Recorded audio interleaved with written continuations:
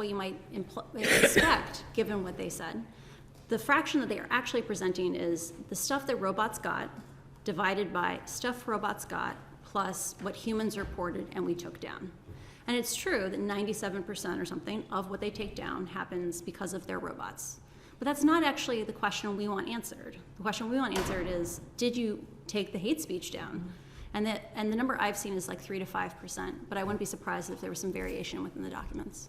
I think it's a really important point, as essentially what we're looking at here is the creation of an independent regulator for the tech sector, that not only do we need answers, but we need to know what the right questions are as well, because the official statistics are so misleading. Part of why I came forward is I know that I have a specific set of expertise. Like, I've worked at 4 social networks. I am an algorithmic specialist, so I worked on search quality at Google. I ran ranking for the new home feed on Pinterest. I have an understanding of how AI can unintentionally behave. Facebook never set out to prioritize polarizing divisive content. It just happened to be a side effect of choices they did make.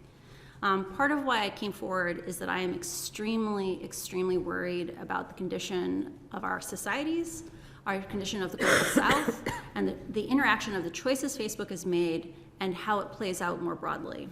So things I'm specifically worried about are engagement-based ranking, which Facebook has said before. Mark Zuckerberg put out a white paper in 2018 saying engagement-based ranking is dangerous unless the AI can take out the bad things. And as you saw, they're getting 3 to 5% of things like hate speech. They're getting 0.8% of violence inciting content.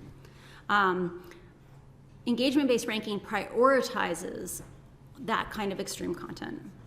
I'm deeply concerned about their underinvestment in non-English languages and how they mislead the public that they are supporting them. So Facebook says things like, we support 50 languages, when in reality, most of those languages get a tiny fraction of the safety systems that English gets. Also, I don't think this is widely known, UK English is sufficiently different that I would be unsurprised if the safety systems that they developed primarily for American English were actually under-enforcing in the UK. I wouldn't be unsurprised at that. And Facebook should have to disclose dialectical differences. I'm deeply concerned about the false choices that Facebook presents. They routinely try to reduce the discussion to things like, you can either have transparency or privacy. Which do you want to have? Or you can, if you want safety, you have to have censorship. When in reality, they have lots of non-content-based choices that would sliver off a half percentage point of growth, a percentage point of growth. And Facebook is unwilling to give up those slivers for our safety. And I came forward now because now is the most critical time to act. When we see something like an oil spill, that oil spill doesn't make it harder for a society to regulate oil companies. But right now, the failures of Facebook are making it harder for us to regulate Facebook. So on those failures, looking at the way the platform is moderated today, do you think unless there is change, do you think it makes it more likely that we will see events like the insurrection in Washington on the 6th of January this year, more violent acts that have been driven by Facebook systems? Do you think it's more likely we will see more of those events as things stand today?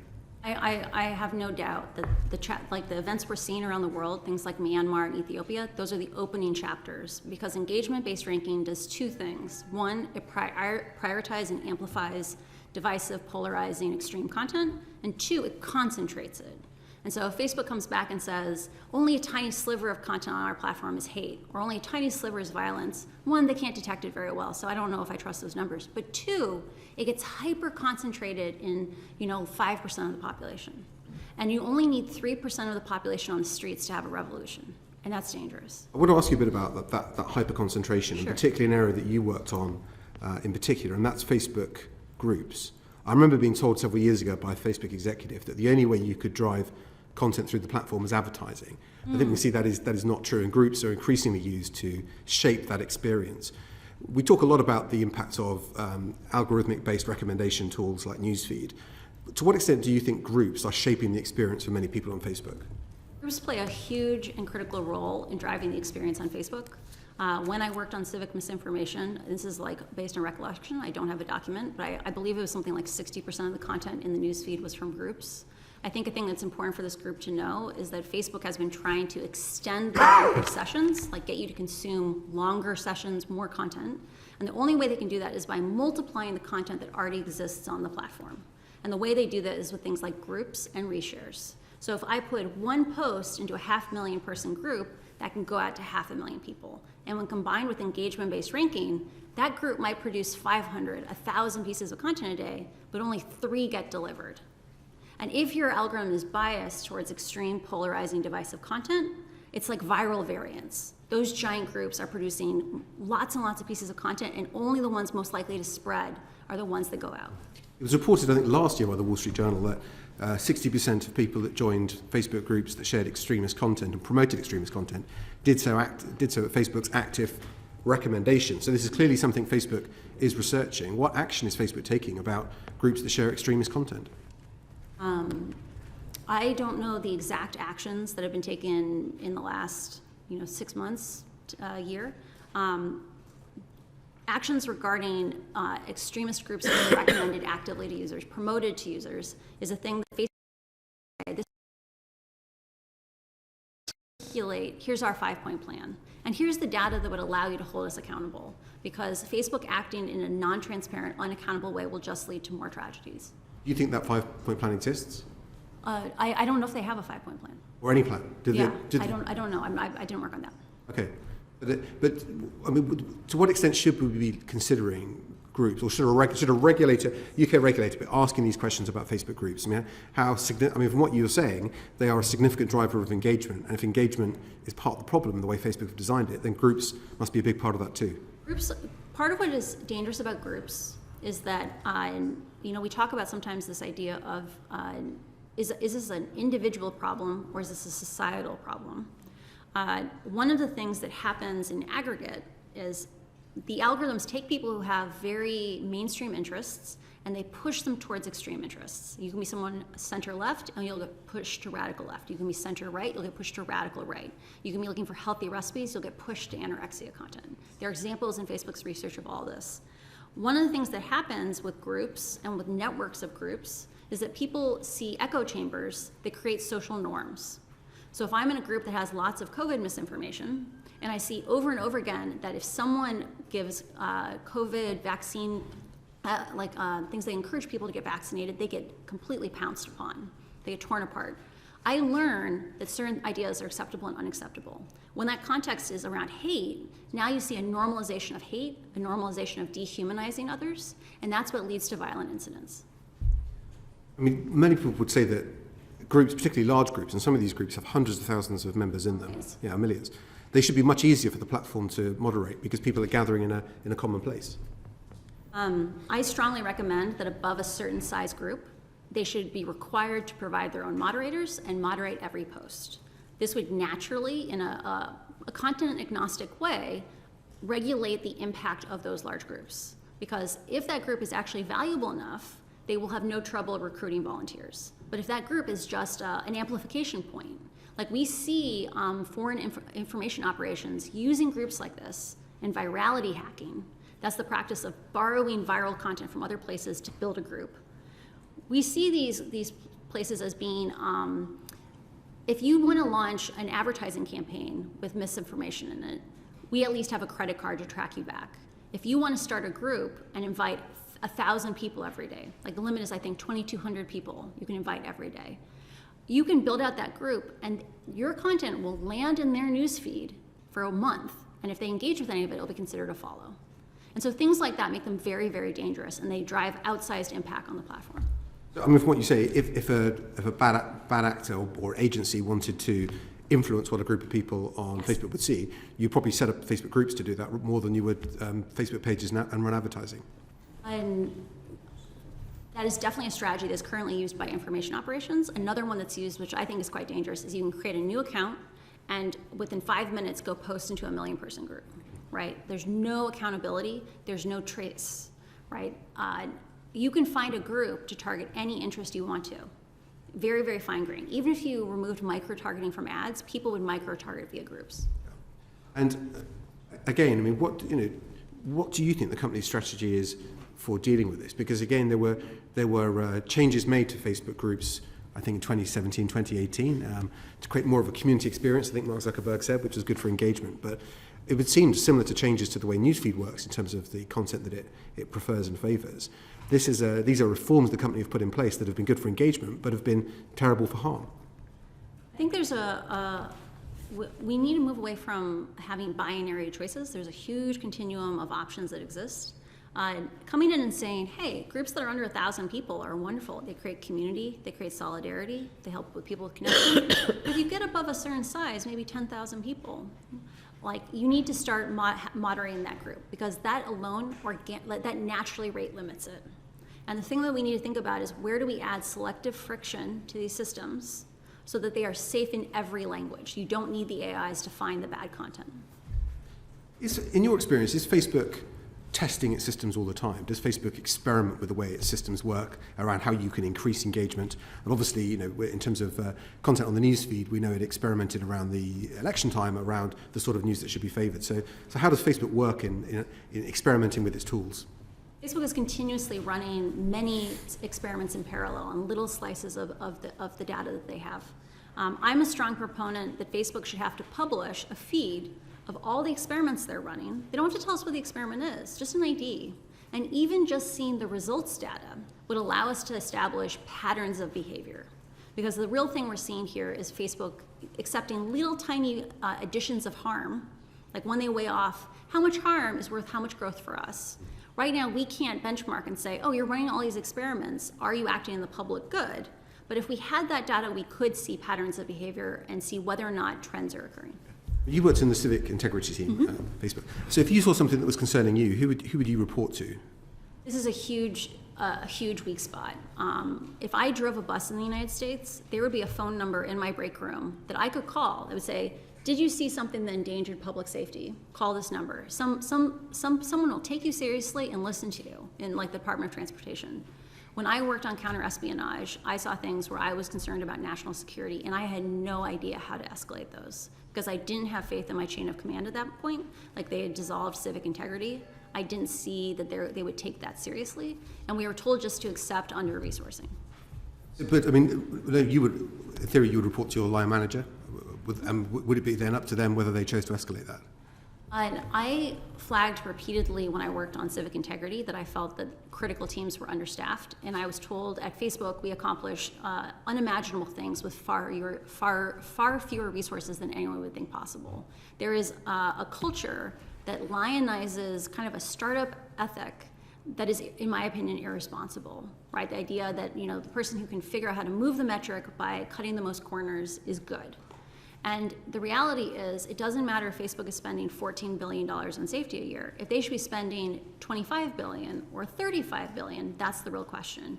And right now, there's no incentives internally that if you make noise saying we need more help, like, you will not get rallied around for help, because everyone is underwater. In many organisations that ultimately fail, I think that sort of culture exists. There's a culture where there's no external audit and people within inside the organisation don't share problems with the people at the top. What do you think people like Mark Zuckerberg know about these things? I think it's important that all facts are viewed through a lens of interpretation. And there is a pattern across a lot of the people who run the company or senior leaders, which is this may be the only job they've ever had. Right, like Mark came in when he was 19, and he's still the CEO. There's a lot of other people who are VPs or directors who this is the only job they've ever had. And so there is a lack of, the people who have been promoted were the people who, could focus on the goals they were given, and not necessarily the ones that asked questions around public safety. And I think there's a real thing that people are exposed to data, and then they say, look at all the good we're doing. Like, yes, that's true, but like, we didn't invent hate. We didn't invent ethnic violence. And that's not the question. The question is, what is Facebook doing to amplify or expand hate? What is it doing to amplify or expand ethnic violence? You're right. I mean, Facebook didn't invent hate, but do you think it's making hate worse? Unquestionably, it's making hate worse. Thank you. Joining us remotely, Jim Knight. Thank you very much, Chair, and thank you, Francis, for coming and talking to us.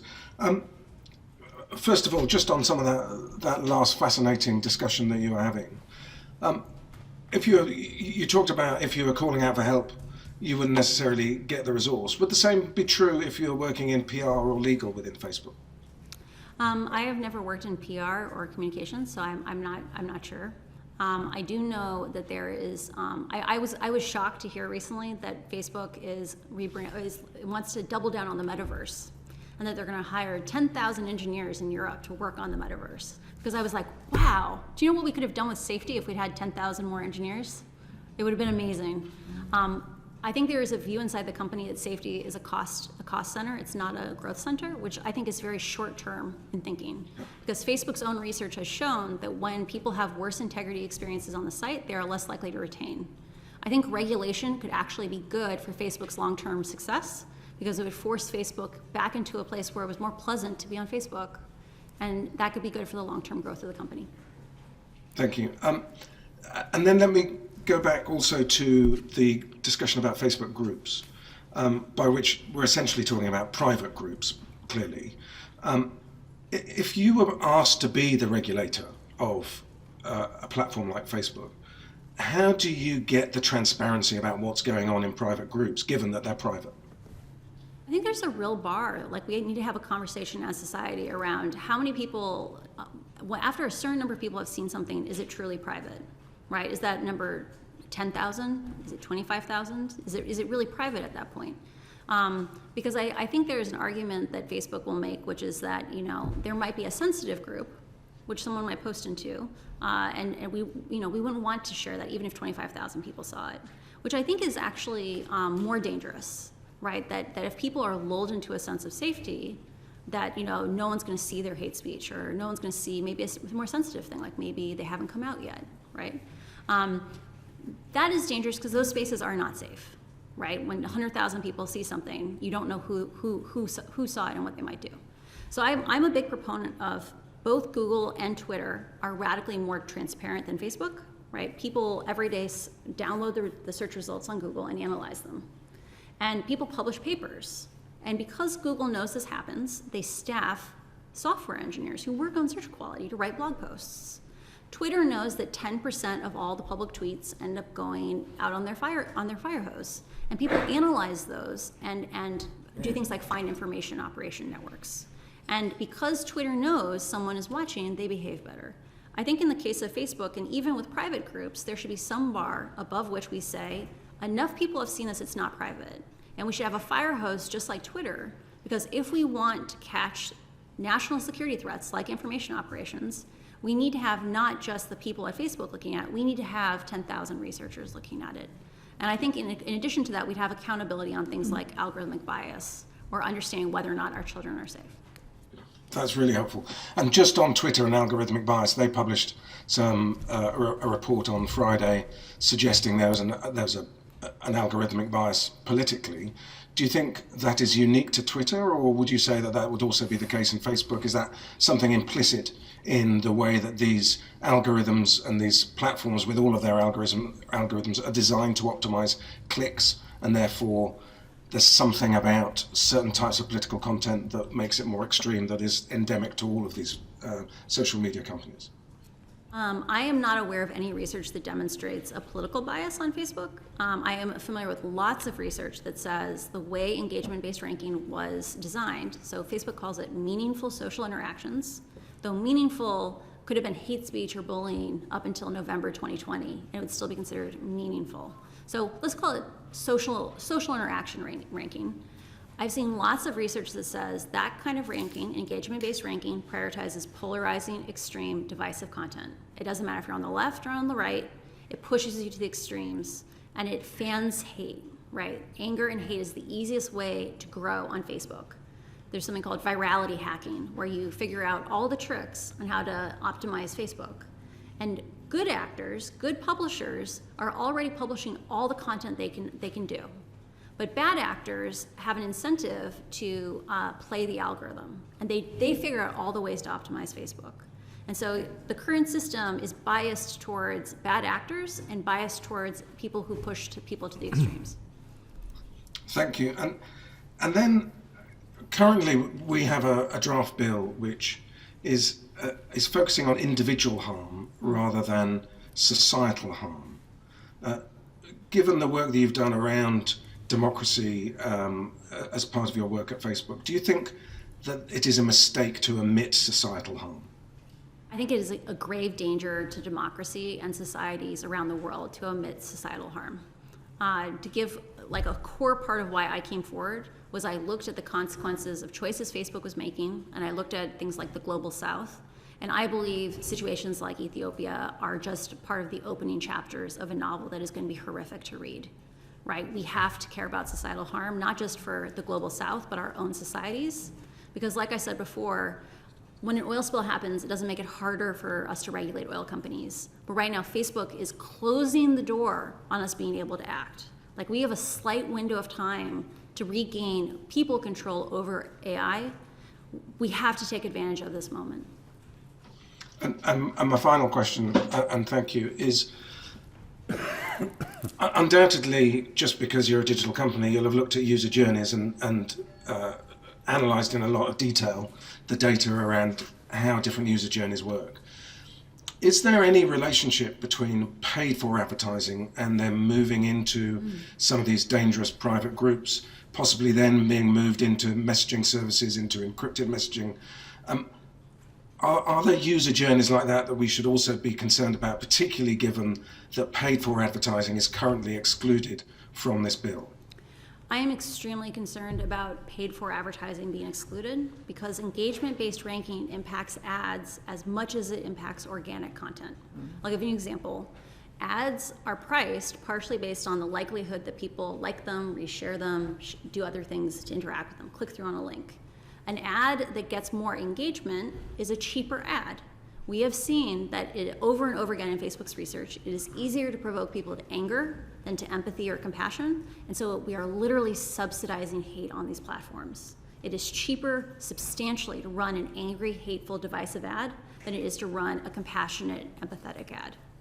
And I think there is a need for things, even discussing disclosures of what rates like people are paying for ads, having full transparency on the ad stream, and understanding what are those biases that come in how ads are targeted. In terms of user journeys from ads to extreme groups, I don't have documents regarding that, but I can imagine it happening. Beeben Kidron. Hi, thank you, Francis, and thank you really very much for being here and taking a personal risk to be here. We are grateful. I really wanted to ask a number of questions that sort of speak to the fact that this system is entirely engineered for a particular outcome. And maybe you could start by telling us, what is Facebook optimized for? I think a thing that is not necessarily obvious to us as consumers of Facebook is that Facebook is actually a two-sided marketplace. It is about producers in addition to being about consumers. Like, you can't consume content on Facebook without getting someone to produce it. Facebook switched over to engagement-based ranking. They said, the reason we're doing this is we believe it's important for people to interact with each other. We don't want people to mindlessly scroll. But a large part of what was disclosed in the documents was that a large factor that motivated this change was that people were producing less content. Facebook has run things called producer-side experiments, where they artificially give people more distribution to see what is the impact on your future behavior of getting more likes, more reshares, because they know if you get those little hits of dopamine, you're more likely to produce more content. And so right now, Facebook has said repeatedly, it's not in our business interest to optimize for hate. It's not in our business interest to give people bad experiences. But it is in Facebook's interest to make sure the content production wheel keeps turning, because you won't look at ads if your feed doesn't keep you on the site. And Facebook has accepted the costs of engagement-based ranking because it allows that wheel to keep turning. So that actually leads beautifully to my next question, which is, I was really struck not so much by the harms, because in a funny way, they just gave evidence to what a lot of people have been saying for a long time and a lot of people have been experiencing. But what was super interesting was that again and again, the documents show that Facebook employees were saying, oh, you could do this, you could do that. And I think that a lot of people don't understand what you could do. So I'd really love you to say to the committee, unpack a little bit, what were Facebook employees saying we could do about provide the body image issues on Instagram, what were they saying about ethnic violence, and what were they saying about the democratic harms that you were just referring to? I have been mischaracterized repeatedly in certain parts of the internet that I'm here as like a plant to get more censorship.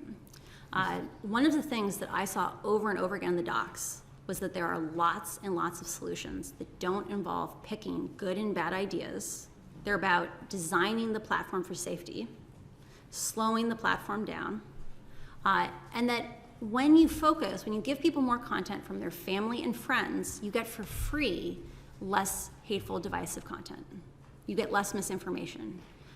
Because the biggest part that's driving misinformation is these hyper distribution nodes, these groups where it goes out to 500,000 people. Some examples of non-content based interventions are things like, let's imagine Alice posts something and Bob reshares it and Carol reshares it, and now it lands in Dan's newsfeed. If Dan had to copy and paste that to continue to share it, so his share button was grayed out, that's a 2-hop reshare chain. That has the same impact as the entire third-party fact-checking system, only it's going to work in the global south. It doesn't require us to have a language-by-language system. It just slows the platform down. Moving to systems that are human-scaled instead of having AI tell us where to focus is the safest way to design social media. And I want to remind people, we liked social media before we had an algorithmic feed. And Facebook said, like, if you move to a chronological feed, you won't like it. And it's true, with groups that are 500,000 people, where it's just like a spraying content at people, you're not going to like it. But Facebook has choices that it could do in different ways. It could have groups that were designed, like these things called Discord servers, where it's all chronological, but people break out into different rooms as it gets too crowded. That's a human intervention, a human scale solution, not an AI-driven solution. And so slowing the platform down, content agnostic strategies, human scale solutions, that's the direction we need to go. Why don't they do it?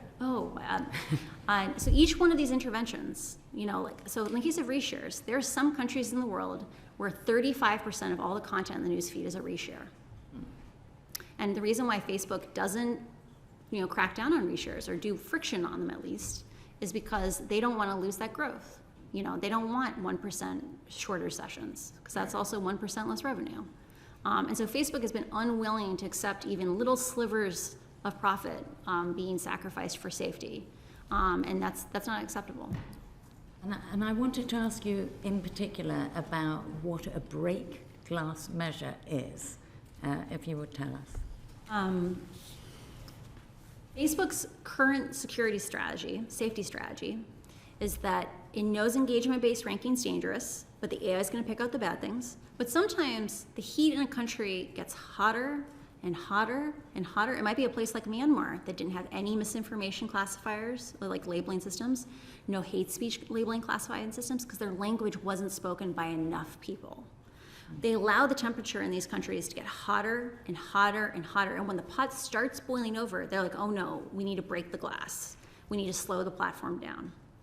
And Facebook has a strategy of only when crisis has begun, it slows the platform down, instead of watching as the temperature gets hotter and making the platform safer as that happens. So that's what break glass measures are. Okay, so I guess why I'm asking these questions is if you could slow it down, make the groups smaller, have break glass as a norm rather than in emergency.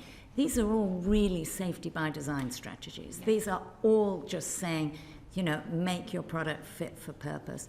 Can you just say if you think that those could be mandatory in the bill that we're looking at? Facebook right now has characterized the reason why they turned off their break the glass measures after the US 2020 election was because they don't believe in censorship. These measures had largely nothing to do with content. There were questions around how much do you amplify a live video? Do you give it a 600x multiplier or a 60x multiplier? Little questions where Facebook optimized their settings for growth over safety. And I think there's a real thing that we need to think about safety by design first. And Facebook should have to demonstrate that they have assessed the risks. They must be mandated to assess the risks. And we need to specify how good is that risk assessment, because Facebook will give you a bad one if they can. And we need to mandate that they have to articulate solutions, because Facebook is not articulating what's the 5-point plan to solve these things. I also want to raise the issue of whitelisting, because a lot of the bill actually talks about terms and conditions, them being very clear, and then upholding terms and conditions and having a regulatory sort of relationship to upholding them. But what about whitelisting, where some people are exempt from terms and conditions? Can you give us your view on that? So for those who are not familiar with the reporting by the Wall Street Journal, there is a program called Crosscheck. So Crosscheck was a system where about 5 million people around the world, I think it's maybe 5.7 million, were given special privileges that allowed them to skip the line, if you will, for safety systems, right? So the majority of safety systems inside of Facebook didn't have enough staffing to actually manually review. Facebook claimed this is just about a second check, about making sure the rules are applied correctly. And because Facebook was unwilling to invest enough people to do that second check, they just let people through. And so I think there's a real thing of, unless we have more avenues to understand what's going on inside the company, like for example, imagine if Facebook was required to publish its research on a 1-year lag, right? If they have tens of billions of dollars of profit, they can afford to solve problems on a 1-year lag, right? We should be able to know that systems like this exist because no one knew how bad the system was, because Facebook lied to their own oversight board about it. I think the last area I really want to think about is, obviously all the documents you bring come from Facebook, but we can't really regulate for this company in this moment. We have to look at the sector as a whole, and we have to look into the future. And I just wonder whether you have any advice for that, because we're not trying to kill Facebook, we're trying to make the digital world better and safer for its users. Engagement-based ranking is a problem across all sites, right? All sites are going to be, it's easier to provoke humans to anger. Engagement-based ranking figures out our vulnerabilities and panders to those things. I think having mandatory risk assessments and mandatory remediation strategies, we need ways to hold these companies accountable, is critical, because companies are going to evolve. They're going to figure out how to sidestep things. And we need to make sure that we have a process that is flexible and can evolve with the companies over time. Fantastic. And finally, really, just, do you think that the scope of the bill, it's user to user and search, do you think that's a wise move, or should we be looking for some systemic solutions for the sector more broadly? User to user and search.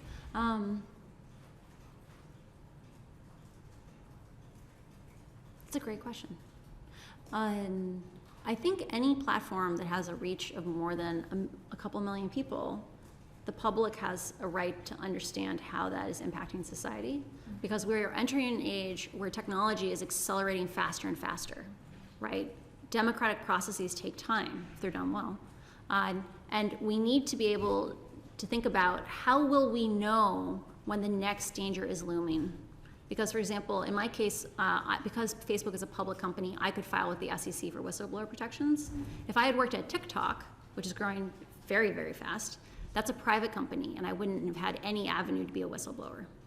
And so I think there is a real thing of thinking about any tech company that has a large societal impact. We need to be thinking about how do we get data out of that company, because, for example, you can't take a college class today to understand the integrity systems inside of Facebook. The only people who understand it are people inside of Facebook. And so thinking systematically about, for large tech companies, how do we get the information that we need to make good decisions is vital. Thank you so much. Thanks, Jen. You mentioned the Oversight Board. I know you're going to be meeting with the Oversight Board. They themselves don't have access to the sort of information you've been publishing or the information you've been discussing. I mean, do you think the Oversight Board should insist on that transparency or disband itself? I always reject binary choices. I'm not an A or B person. I love C and D. I think there is a great opportunity for the Oversight Board to experiment with what is its bounds. This is a defining moment for the Oversight Board. What relationship does it want to have with Facebook?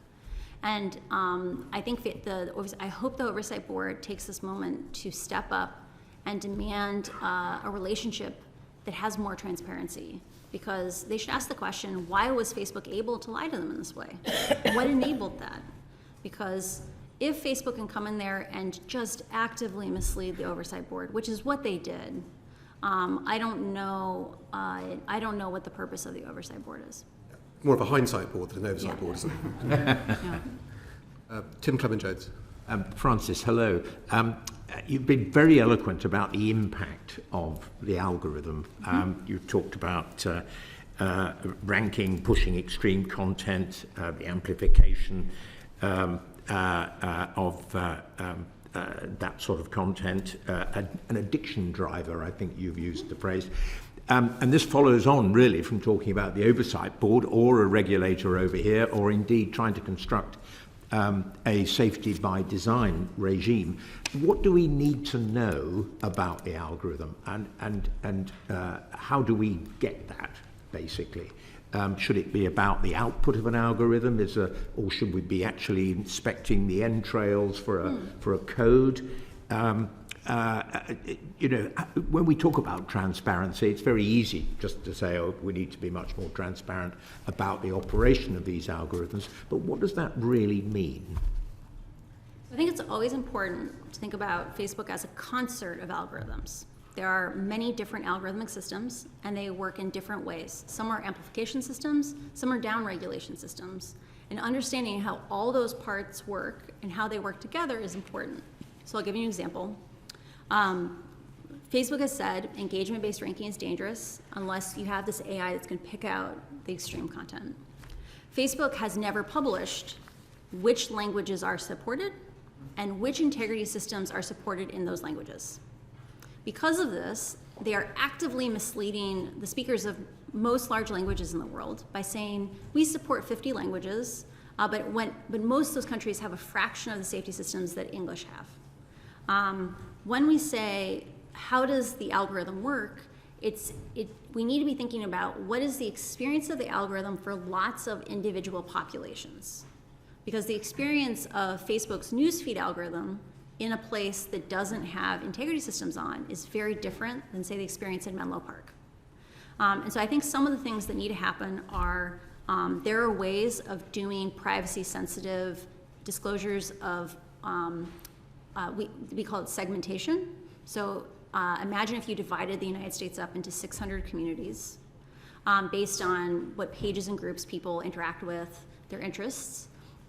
You don't need to say this group is, 35 to 40-year-old white women who live in the South. You don't need to say that. You can have a number on that cluster, but understanding, are some groups disproportionately getting COVID misinfo?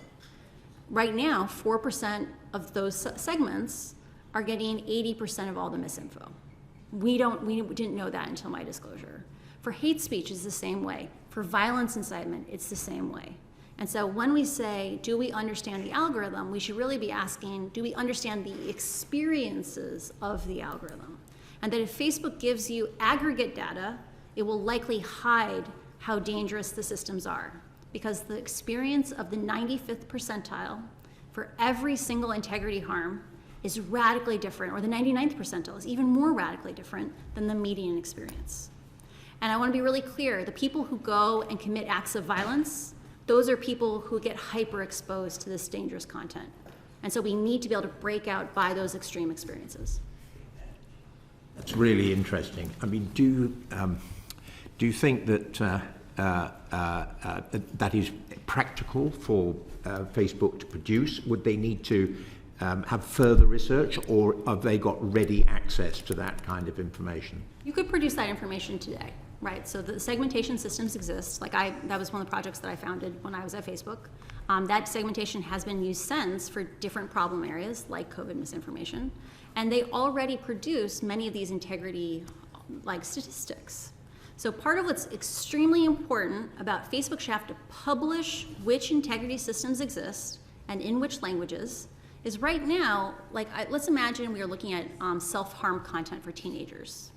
Let's imagine we came in and said, we want to understand how is self-harm concentrated across these segments. Facebook's most recent position, according to a governmental source we talked to, was that they said, we don't track self-harm content. We don't know who's overexposed. If they were forced to publish what integrity systems exist, we could say, wait, why don't you have a self-harm classifier? You need to have one so we can answer this question of, is the self-harm content focused on 5% of the population? Because we can answer that question if we have the data. And we should wrap that into a risk law. assessment that we Yes. require to be delivered to us, basically. If I were writing standards on risk assessments, a mandatory provision I would put in there is you need to do segmented analysis because the median experience on Facebook is a pretty good experience. The real danger is that 20% of the population has a horrible experience or an experience that is dangerous. And is that the core of what we would need by way of information from Facebook or other platforms? Or is there other information about data? Or, I mean, what else do we need to be really effective in risk assessment? I think there's an opportunity. Imagine if for each of those integrity systems, Facebook had to show you a sampling of content at different scores, right? We would be able to come in there. So a problem that I'm really concerned about is that Facebook has trouble differentiating but in many languages, the difference between terrorism content and counterterrorism content. So think about the role of counterterrorism content in society. It's how people make society safer. Because Facebook's AIs don't work very well, for the language that was in question, I believe it was an Arabic dialect, 76% of the counterterrorism content was getting labeled as terrorism. If Facebook had to disclose content at different scores, we could go and check and say, oh, interesting, this is where your systems are weak and for which languages, because each language performs differently. I think there is a real importance for if there were a fire hose for Facebook and Facebook had to disclose what the scoring parameters were, I guarantee you researchers would develop techniques for understanding the roles of those scores and amplifying which kinds of content. Todd Nicholson. Thank you very much indeed, Chair, and thank you so much for joining us. You might be interested to know that you're trending on Twitter. Right now? Fascinating. So people are listening. Yeah. I thought the most chilling sentence that you've come out with so far this afternoon, I wrote it down, anger and hate is the easiest way to grow on Facebook. I mean, that's shocking, isn't it? What a horrendous insight into contemporary society on social media that should be the case. One report from Facebook demonstrates how there's different kinds of feedback cycles that are all playing in concert. So it said, when you look at the hostility of a comment thread, so let's look at a single publisher at a time and take all the content on Facebook and look at the average hostility of that comment thread. The more hostile the comment thread, the more likely a click will go out to that publisher, right? Anger incites traffic outwards, which means profit. We also see that people who want to grow really fast, they do that technique of harvesting viral content from other groups and spreading into their own pages, into their groups, and they bias towards stuff that gets an emotional reaction. And the easiest emotional reaction to get is anger, and psychology research has shown this for decades. So those of us who are adults or aspiring adults, like members of the committee, will find that hard enough to deal with. But for children, this is particularly challenging, isn't it? And I'd like to follow up on some of Baroness Kidron's very good questions, specifically on harm to children. Perhaps you could tell us, for people who don't know, what percentage of British teenagers can trace, for those who feel like this, their desire to kill themselves back, I can't even believe I'm saying that sentence, but back to Instagram. I don't remember the exact statistic. I think it was around 12%. It's 13? Or, it's exactly that. Yeah. And body image is also made much worse, isn't it? yes. And why should that be for people who don't understand that? Why should it be that being on Instagram makes you feel bad about the way your body looks? Facebook's own reports say it is not just that Instagram is dangerous for teenagers. It is actually more dangerous than other forms of social media because Why? TikTok is about doing fun activities with your friends. It's about performance. Snapchat is about faces and like augmented reality. Reddit is at least vaguely about ideas, but Instagram is about social comparison and about bodies, right? It is about like people's lifestyles, and that's what ends up being worse for kids. There's also an effect, which is a number of things are different about a life mediated by Instagram than what high school used to be like. So when I was in high school, it didn't matter if your experience at high school was horrible. Most kids had good homes to go home to. And they could, at the end of the day, disconnect. They would get a break for 16 hours. Facebook's own research says now the bullying follows children home. It goes into their bedrooms. The last thing they see at night is someone being cruel to them. The first thing they see in the morning is a hateful statement. And that is just so much worse. So they don't get a moment's peace. They don't get a moment's peace. If you're being bullied all the time. Yeah. Now, you've already told the Senate, and you've also told us what Facebook could do to make, to address some of these issues, but some of your answers were quite complicated. Oh no, sorry. So perhaps you could tell us in a really simple way that anybody can get what Facebook could do to address those issues. Children who want to kill themselves, children who are being bullied, children who are obsessed with their body image in an unhealthy way, and all the other issues that you've addressed. But what is it that Facebook can do now without difficulty to solve those issues?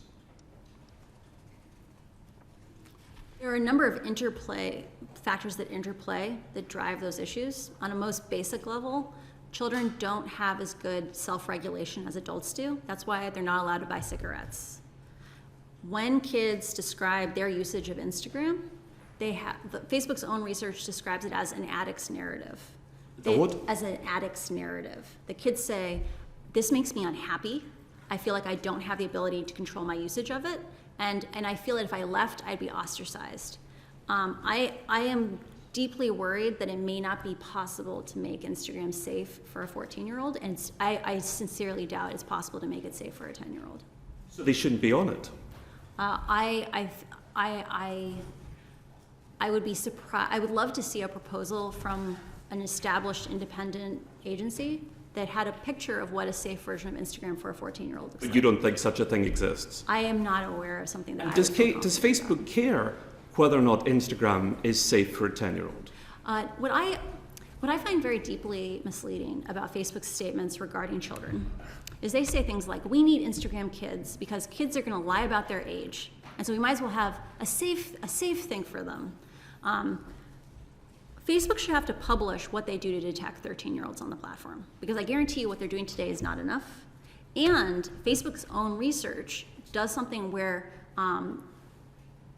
Facebook can guess how old you are with a great deal of precision, because they can look at who your friends are, who you interact with. Because you're at school. Yeah, because That's a bit of a giveaway. Oh, if you're yeah. wearing a school uniform, Yes. chances are you're on 20. But I want to disclose a very specific thing. This is something actually the Senate found when we disclosed the documents to them. They found that Facebook had estimated the ages of teenagers and worked backwards to figure out how many kids lied about their ages and how many were on the platform.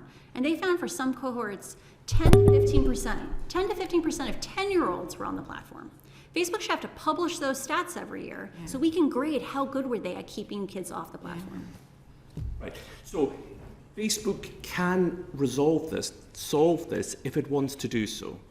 Facebook can make a huge dent on this if they wanted to, and they don't, because they know that young users are the future of the platform, and the earlier they get them, the more likely they'll get them hooked. Okay. And obviously young users are no different from the rest of us. They're also getting to see all the disinformation about COVID and everything else that the rest of us are getting to see. And just remind us what percentage of disinformation is being taken down by Facebook. I actually don't know that stat off the top of my head. Well, I believe it's, from what I understand, it's 3 to 5%. Oh, that's for hate speech. Yeah. But I'm sure it's approximately the same. Well, I would guess so. It's probably even less from the perspective of the only information that is false at Facebook is information that has been verified by a third-party fact-checking system. And that can only catch viral misinformation. So that's misinformation that goes to 500,000, 1 million people. And this is the most important thing for the UK. I don't believe there's anywhere near as much third-party fact-checking coverage for the UK compared to the United States. Okay. And the wonders of texting tell me that actually the figure is 10 to 20% for disinformation. Yes, so I stand corrected, 10 to 20% for disinformation and 3 to 5% for hate speech. So a vast amount of disinformation and hate speech is getting through to children, which must present children with a very peculiar, jaundiced sense of the world. And we have absolutely no idea, do we, how those children are going to grow up and change and develop and mature, having lived in this very poisonous society at this very delicate stage in their development? I'm extremely worried about the developmental impacts of Instagram on children. Beyond the fact that if you get an eating disorder when you're 16, you may have osteoporosis for the rest of your life, right? There are going to be women who are walking around this earth in 60 years with brittle bones because of choices Facebook made now. But I think the secondary thing that I'm super scared about is kids are learning that people they care about treat them cruelly. Because kids on Instagram, when they're removed with the feedback of watching someone cry or watching someone wince, they're much more hateful, they're much meaner to people, even who are their friends. Imagine what the domestic relationships will be like for those kids when they're 30 if they learn that people who care about them are mean to them. It's a very disturbing thought. And the other very disturbing thing that you've told us about, which I think most people haven't focused on, is the idea that language matters. So we think Facebook is bad now, but what we don't tend to realise in our very Anglocentric culture is that all the other languages around the world are getting no moderation of any kind at all.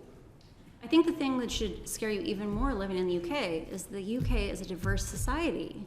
Those languages aren't happening abstractly in Africa and getting the raw, dangerous version of Facebook. A version of Facebook that Mark has said himself is dangerous. Engagement-based ranking is dangerous without AI. That's what Mark Zuckerberg said. Those people are also living in the UK and being fed misinformation that is dangerous, that radicalizes people. And so language-based coverage is not just a good for individuals thing, it is a national security issue. That's interesting.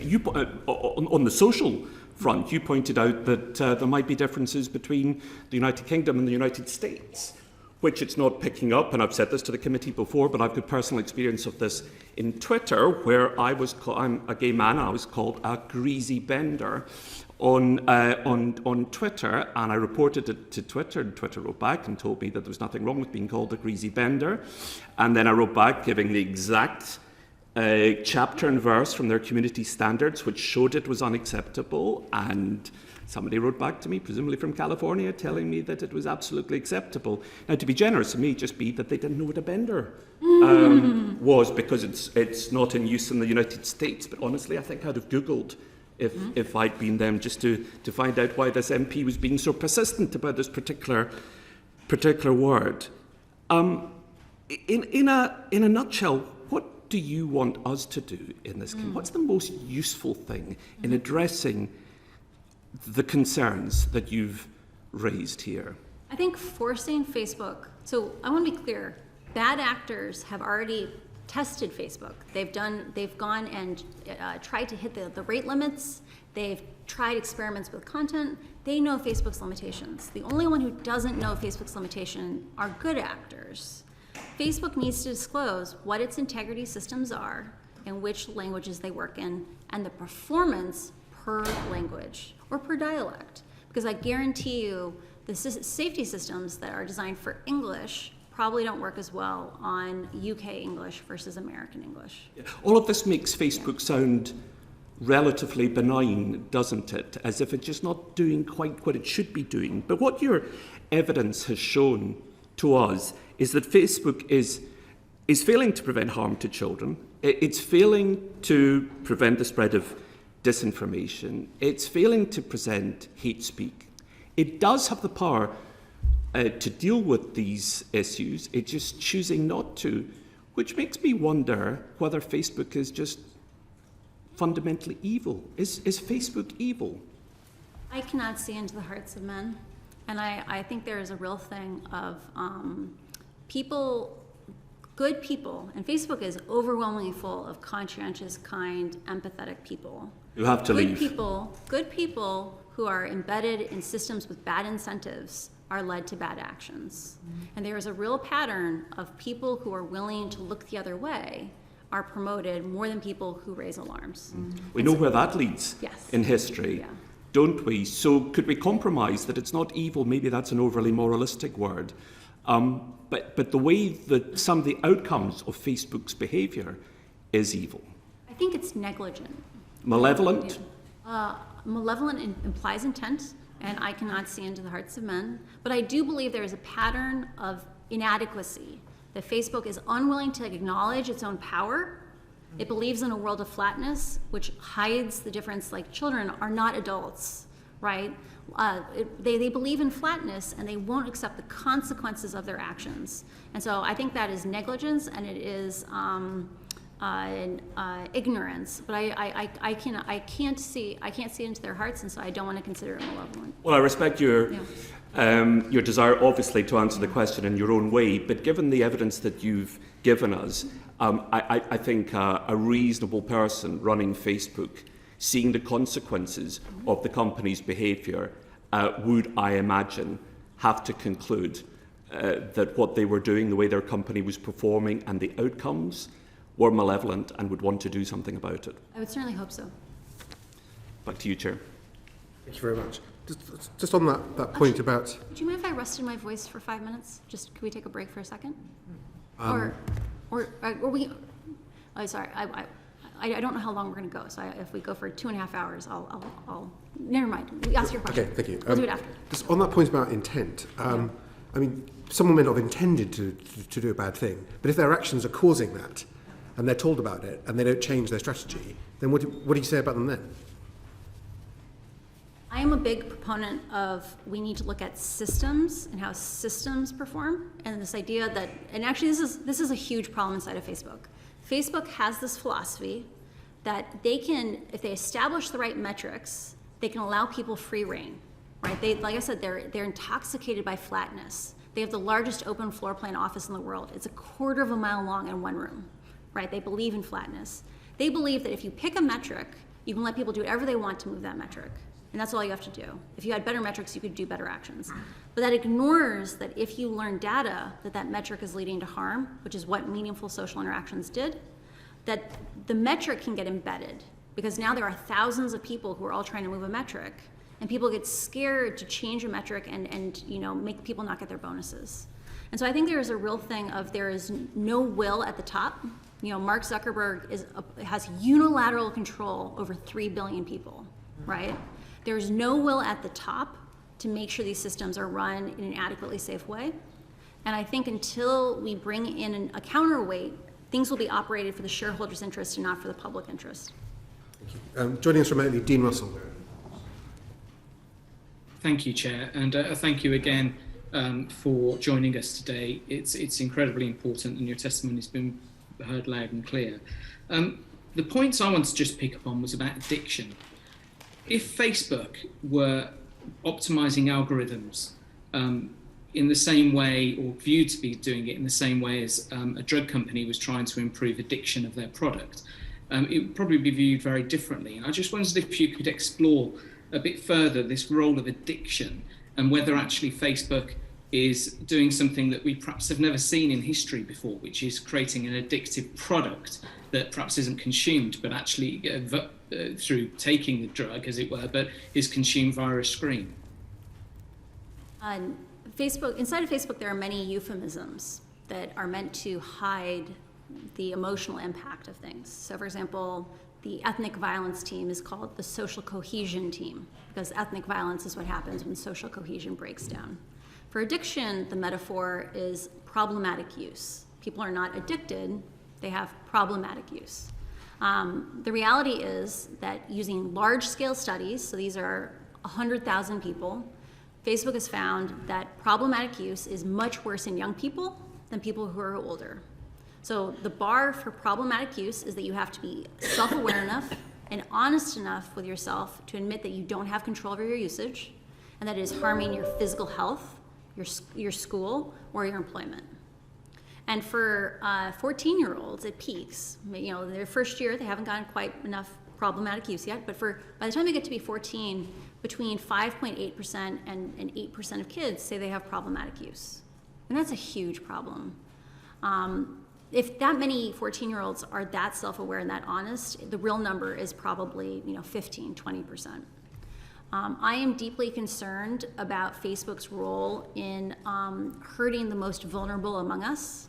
Facebook has studied who has been most exposed to misinformation, and it is people who have been recently widowed, people who are recently divorced, people who moved to a new city, people who are socially isolated. And I am deeply concerned that they have made a product that can lead people away from their real communities and isolate them in these rabbit holes, in these filter bubbles. Because what you find is that when people are sent targeted misinformation to a community, it can make it hard to reintegrate into larger society because now you don't have shared facts. So that's the real harm. I like to talk about the idea of the misinformation burden instead of thinking of it as, because like it is a burden when we encounter this kind of information. Facebook right now doesn't have any disincentive for trying to do high quality shorter sessions. Imagine if there was a syntax that was a penny an hour, right? So this is like dollars a year for Facebook per user. Imagine if there was a syntax that pushed Facebook to have shorter sessions that were higher quality. Nothing today is incentivizing them to do this. All the incentives say, if you can get them to stay on the platform longer, you'll get more ad revenue, you'll make more money. And so with that, and thank you, that's very helpful. But in terms of the way that often the discussion is around the bill, especially that we're looking at, the online safety bill, is around the comparison being with it being a publisher or publishing platform. But should we be looking at this much more about almost a product approach, which in essence is causing addiction, as you say, with young people?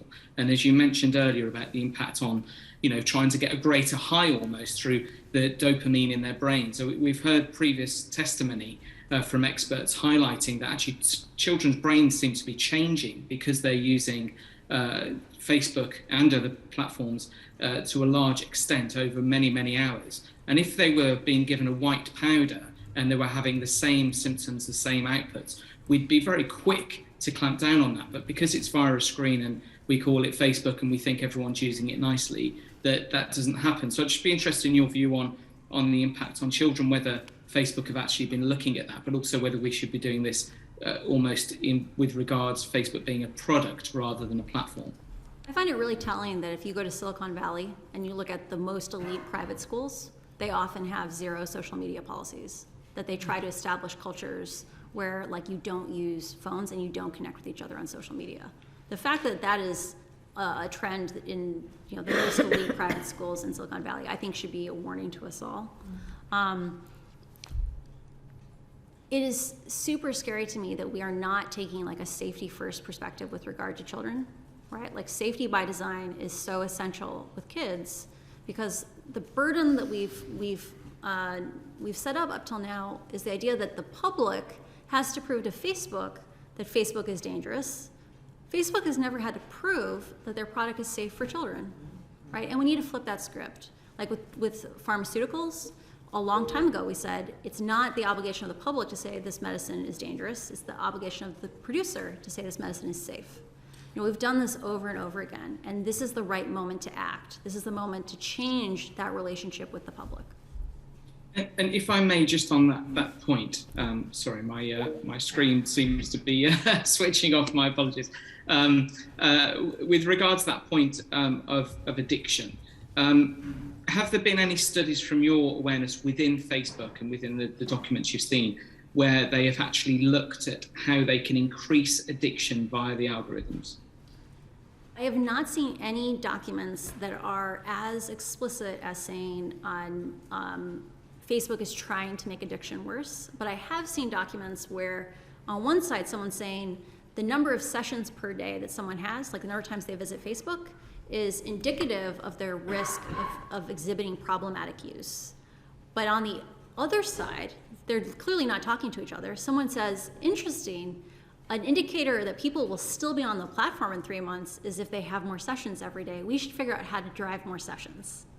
And this is an example of Facebook is not, because their management style is flat, there isn't enough cross-promotion. There's not enough cross-filtration. And the side that is responsible for growing the company is often is kept away from the side that highlights harms. And that kind of world where it's not integrated, that causes dangers and it makes the problem worse. Thank you. Sorry, Dave, we can pause there. It's 25 to 2. We're going for over an hour, so I think we'll take a 10-minute break at this point. Lovely. Thank you So much.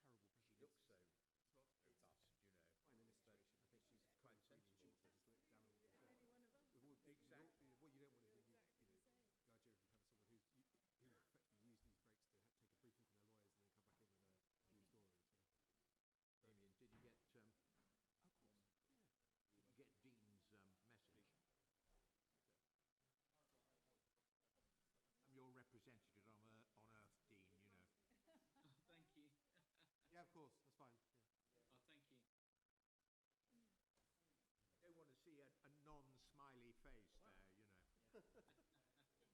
Still haven't really got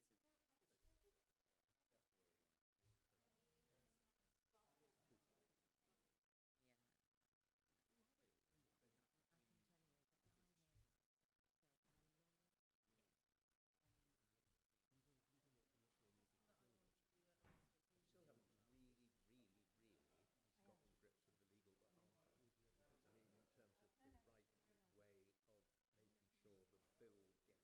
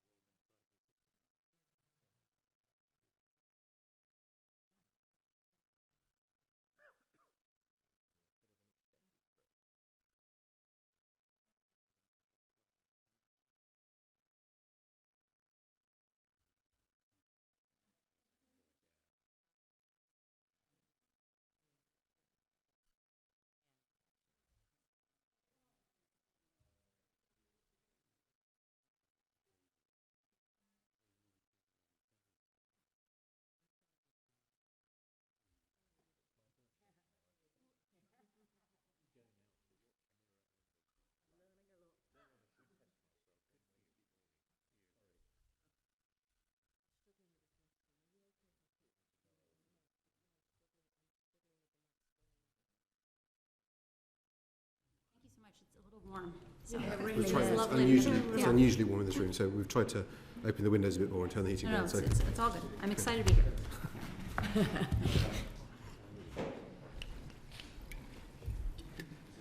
Okay, yeah.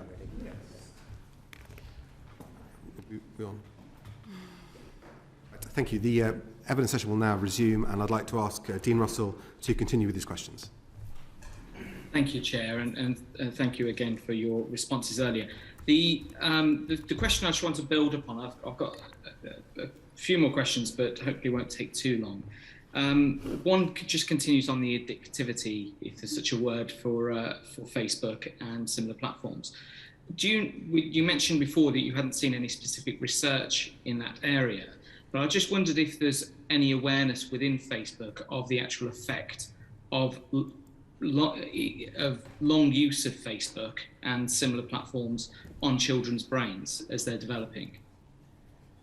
I think there's an important question to be asked, which is what is the incremental value added to a child after some number of hours of usage per day?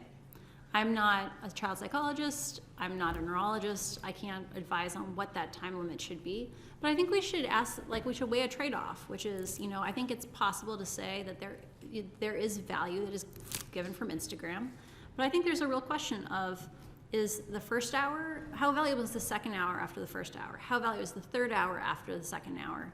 Because the impacts are probably more than cumulative, right? They probably expand substantially more over time. And so I think that those are great questions to ask. I don't have a good answer for you. Thank you. Just very finally on that point before I move on to just a small extra point. Do you think from your experience that the senior leadership, including Mark Zuckerberg at Facebook, actually care if they're doing harm to the next generation of society, especially children? I cannot see into the hearts of men, and so I don't know what their position is. I know that there is a philosophy inside the company that I have seen repeated over and over again, which is that people focus on the good, right? There is a culture of positivity, and that's not always a bad thing. But the problem is that when it's so intense that it discourages people from looking at hard questions, then it becomes dangerous. And I think it's really a thing of, we haven't adequately invested in security and safety, and they have consistently, when they see a conflict of interest between profits and people, they keep choosing profits. So you'd agree that actually it's a sign that they perhaps don't care by the fact they haven't investigated or even done research into this area? I think they need to do more research, and I think they need to take more action, and they need to accept that it's not free, that that safety is important and is a common good, and that they need to invest more in it. Thank you. And if I may, just on a slightly different point, if I may, you're obviously now a globally known whistleblower, and one of the aspects that we've looked at over the past few weeks is around anonymity. And one of the regular points that's made is that if we pushed on anonymity within this bill, that would do harm to people who want to be whistleblowers in the future. I just wanted to get your sense of whether you agree with that and if you have any particular view on anonymity. I worked on Google Plus in the early days. I was actually the person in charge of profiles on Google Plus when Google internally had a small crisis over whether or not real names should be mandated. And there was a movement inside the company called Real Names Considered Harmful. And it detailed at great length all the different populations that are harmed by excluding anonymity. And that's groups like domestic abuse survivors who, their personal safety may be at risk if they're forced to engage with their real names. Anonymity, I think it's important to weigh what is the incremental value of requiring real names. Real names are difficult to implement. So most countries in the world do not have digital services where we could verify someone's ID versus their picture or a database. And in a world where someone can use a VPN and claim they're in one of those countries and register a profile, that means they could still do whatever action you're afraid of them doing today. The second thing is that Facebook knows so much about you. And if they're not giving you information to facilitate investigations, that's a different question. Facebook knows a huge amount about you today. The idea that you're anonymous on Facebook is I think not actually accurate for what's happening, and we still see these harms. But the third thing is the real problem here is the systems of amplification. Like, this is not a problem about individuals. It is about having a system that prioritizes and mass distributes divisive, polarizing, extreme content. And that in situations where you just limit content, or not limit, when you just show more content from your family and friends, you get for free, safer, less dangerous content. And I think that's the greater solution. And so very finally, just in terms of anonymity for this report then, are you saying that we should be focusing more on the proliferation of content to large numbers than we should on anonymity of the source of the content? Yes, I think the much more scalable, effective solution is thinking about how is content distributed on these platforms, what are the biases of the algorithms, what are they distributing more of, and concentration, like are certain people being pounded with this bad content? For example, this happens on both sides. It's both people being hyper-exposed to toxicity and hyper-exposed to abuse, right? Yeah, thank you. I'll pass back over to the chair next, and I've got colleagues who wanted to come in. Thank you very much. Thank you. I just wanted to ask you about the point you just made on anonymity. From what you're saying, it sounds like anonymity currently exists to hide the identity of the abuser from their victim, but not the identity of the abuser to the platform. Platforms have far more information about accounts than I think people are aware of. And platforms could be more helpful in identifying those connections in cases of crimes.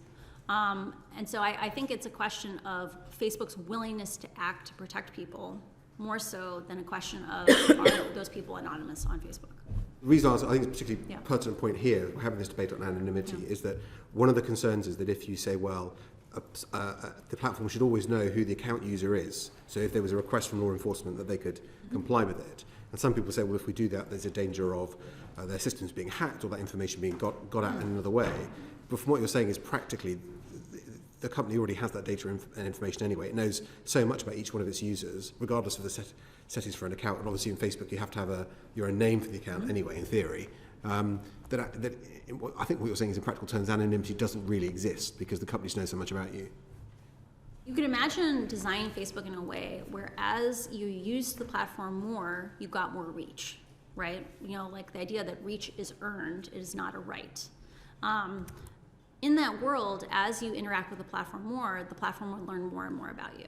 The fact that today you can make a throwaway account and take an action, like that opens up all sorts of doors. But I just want to be clear, in a world where you require people's IDs, you're still going to have that problem because Facebook will never be able to mandate that for the whole world because lots of countries don't have those systems. And as long as you can pretend to be in that country and register an account, you're still going to see all those harms. Thank you. Guy Black. Thank you. If I could join other colleagues in thanking you so much for being here today, because this is so important to us. The bill, as it stands, exempts legitimate news publishers and the content that comes from legitimate news publishers from its scope.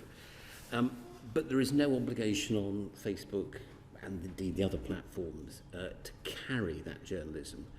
Instead, it'll be up to them to apply the codes which are laid down by the regulator, directed by government in the form of the Secretary of State, ostensibly to make their own judgments about whether or not to carry it. Now, it's going to be AI which is doing that. It's going to be the black box which is doing that, which leads to the possibility, in effect, of censorship by algorithm. And what I'd really like to know is, in your experience, do you trust AI to make those sorts of judgments, or will we get to the sort of situation where all news, legitimate news about terrorism, is in effect censored out because the black box can't differentiate between news about terrorism and content which is promoting terrorism? I think there's a couple of different issues there to unpack. So the first question is around exempting, excluding journalism. Right now, my understanding of how the bill is written is that a blogger could be treated the same as an established outlet that has editorial standards. People have shown over and over again that they want high quality news. People are willing to pay for high quality news now at rates that are, it's actually interesting. One of the highest rates of subscription news is amongst like 18-year-olds, right? Young people understand the value of high quality news. When we treat a random blogger and an established high quality news source the same, we actually dilute the access of people to high quality news. That's the first issue. I'm very concerned that if you just exempt it across the board, you're going to make the regulations ineffective. The second question is around, can AI identify safe versus dangerous content? And part of why we need to be forcing Facebook to publish which integrity systems exist, in which languages, and performance data is right now those systems don't work. That, like Facebook's own documents say, they have trouble differentiating between content promoting terrorism and counterterrorism speech at a huge rate. You know, the number I saw was 76% of counterterrorism speech in this at-risk country was getting flagged as terrorism and taken down. And so any system where the solution is AI is a system that's going to fail. Instead, we need to focus on slowing the platform down, making it human scale, and letting humans choose what we focus on, not letting an AI, which is going to be misleading us, make that decision. So what practically could we do in this bill to deal with that problem? Great question. I think mandatory risk assessments with standards, like how good does this risk assessment need to be? Analysis around things like segmentation, like understanding are some people hyper-exposed, so all those things are critical. And I think the most important part is having a process where it's not just Facebook articulating harms, it's also the regulator going out and collecting harms from other populations. And then turning back to Facebook and saying, you need to articulate how you're going to solve these problems. Because right now, the incentives for Facebook are aligned with their shareholders. And the point of regulation is to pull that center of mass back towards the public good. And right now, Facebook doesn't have to solve these problems. It doesn't have to disclose they exist, and it doesn't have to come up with solutions. But in a world where they were regulated and mandated, you have to tell us what the 5-point plan is on each of these things. And if it's not good enough, we're going to come back to you and ask you again. That's a world where Facebook now has an incentive to, instead of giving 10,000, like investing 10,000 engineers to make the metaverse, we have 10,000 engineers to make us safer. And that's the world we need. So we need to give the power to the regulator to be able to do that, because at the moment, the bill, as I understand it, doesn't. Oh, okay. I believe that if Facebook doesn't have standards for those risk assessments, they will give you a bad risk assessment, because Facebook has established over and over again, when asked for information, they mislead the public. They need to be so I don't have any expectation that they'll give you a good risk assessment unless you articulate what a good one looks like. And you have to be able to mandate that they give solutions. Because on a lot of these problems, Facebook has not thought very hard about how to solve them, or because there's no incentive forcing them away from shareholder interests, when they have to make those little sacrifices, like 1% growth here or 1% growth there, they choose growth over safety. So just leading on from that, just a very quick general question. As things stand at the moment, do you think that this bill is keeping Mark Zuckerberg awake at night? I am incredibly excited and proud of the UK for taking such a world-leading stance with regard to thinking about regulating social platforms. The global south currently does not have the resources to stand up and save their own lives. Like they are excluded from these discussions. And the UK has a tradition of leading policy in ways that are followed around the world. And I can't imagine Mark isn't paying attention to what you're doing, because this is a critical moment for the UK to stand up and make sure that these platforms are in the public good and are designed for safety.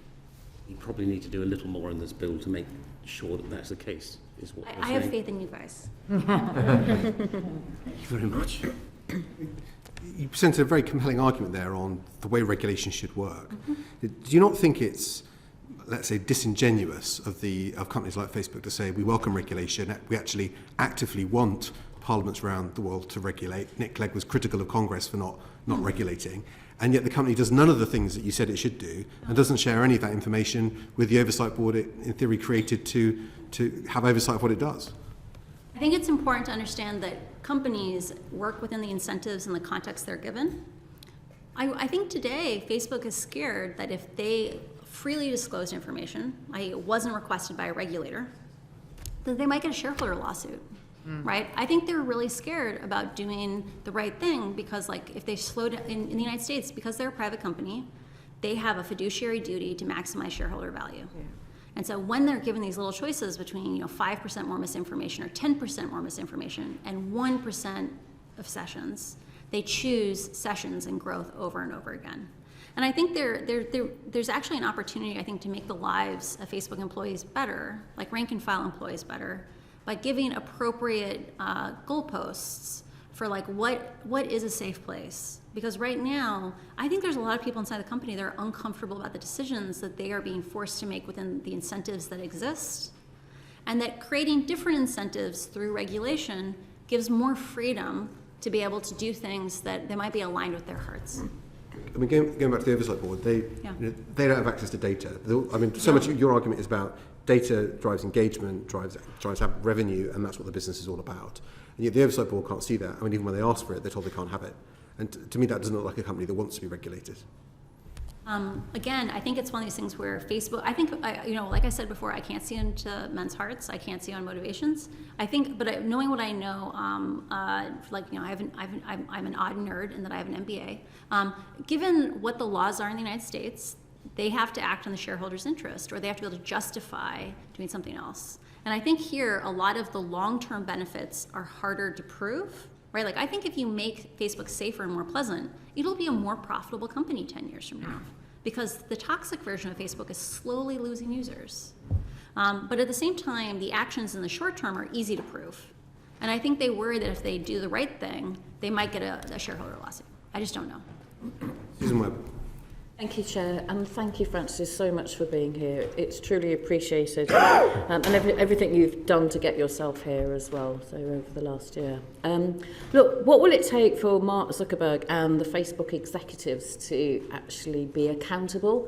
And do you think they're actually aware of the human cost that has been expelled in terms of what I feel is they're not accountable enough, and there has been a human price on this? I think it is very easy for humans to focus on the positive over the negative. And I think it's important to remember that Facebook is a product that was built by Harvard students for other Harvard students, right? Like, when a Facebook employee looks at their newsfeed, it is likely they see a safe, pleasant place where pleasant people discuss things together. Their immediate visceral perception of what the product is and what's happening in a place like Ethiopia, they're completely foreign worlds. And I think there's a real challenge of incentives where I don't know if all the information that's really necessary gets very high up in the company, where the good news trickles up, but not necessarily the bad news. And so I think it's a thing where executives see all the good they're generating, and then they can write off the bad as the cost of all that good. I'm guessing now, having probably watched from afar what's been going on here in Westminster, that they probably are very much aware of what has been going on. I really, truly hope that they are, bearing in mind all the evidence sessions that we've had and people coming here with just stories that are just quite unbelievable, and, loss of life as well. So has it ever been admitted, to your knowledge, internally or privately, that they have got it wrong? There are many employees internally. Like, I think the key thing that you'll see over and over again in the reporting on these issues is that countless employees said, we have lots of solutions. We have lots of solutions that don't involve picking good and bad ideas. It's not about censorship. It's about the design of the platform. It's about how fast it is, how growth optimized it is. We could have a safer platform and it could work for everyone in the world, but it'll cost little bits of growth. And I think there's a real problem of that those voices don't get amplified internally because they're making the company grow a little slower, and it's a company that lionizes growth. And what is your view perhaps on criminal sanctions for online harm content? Do you believe that there's a route for criminal sanctions?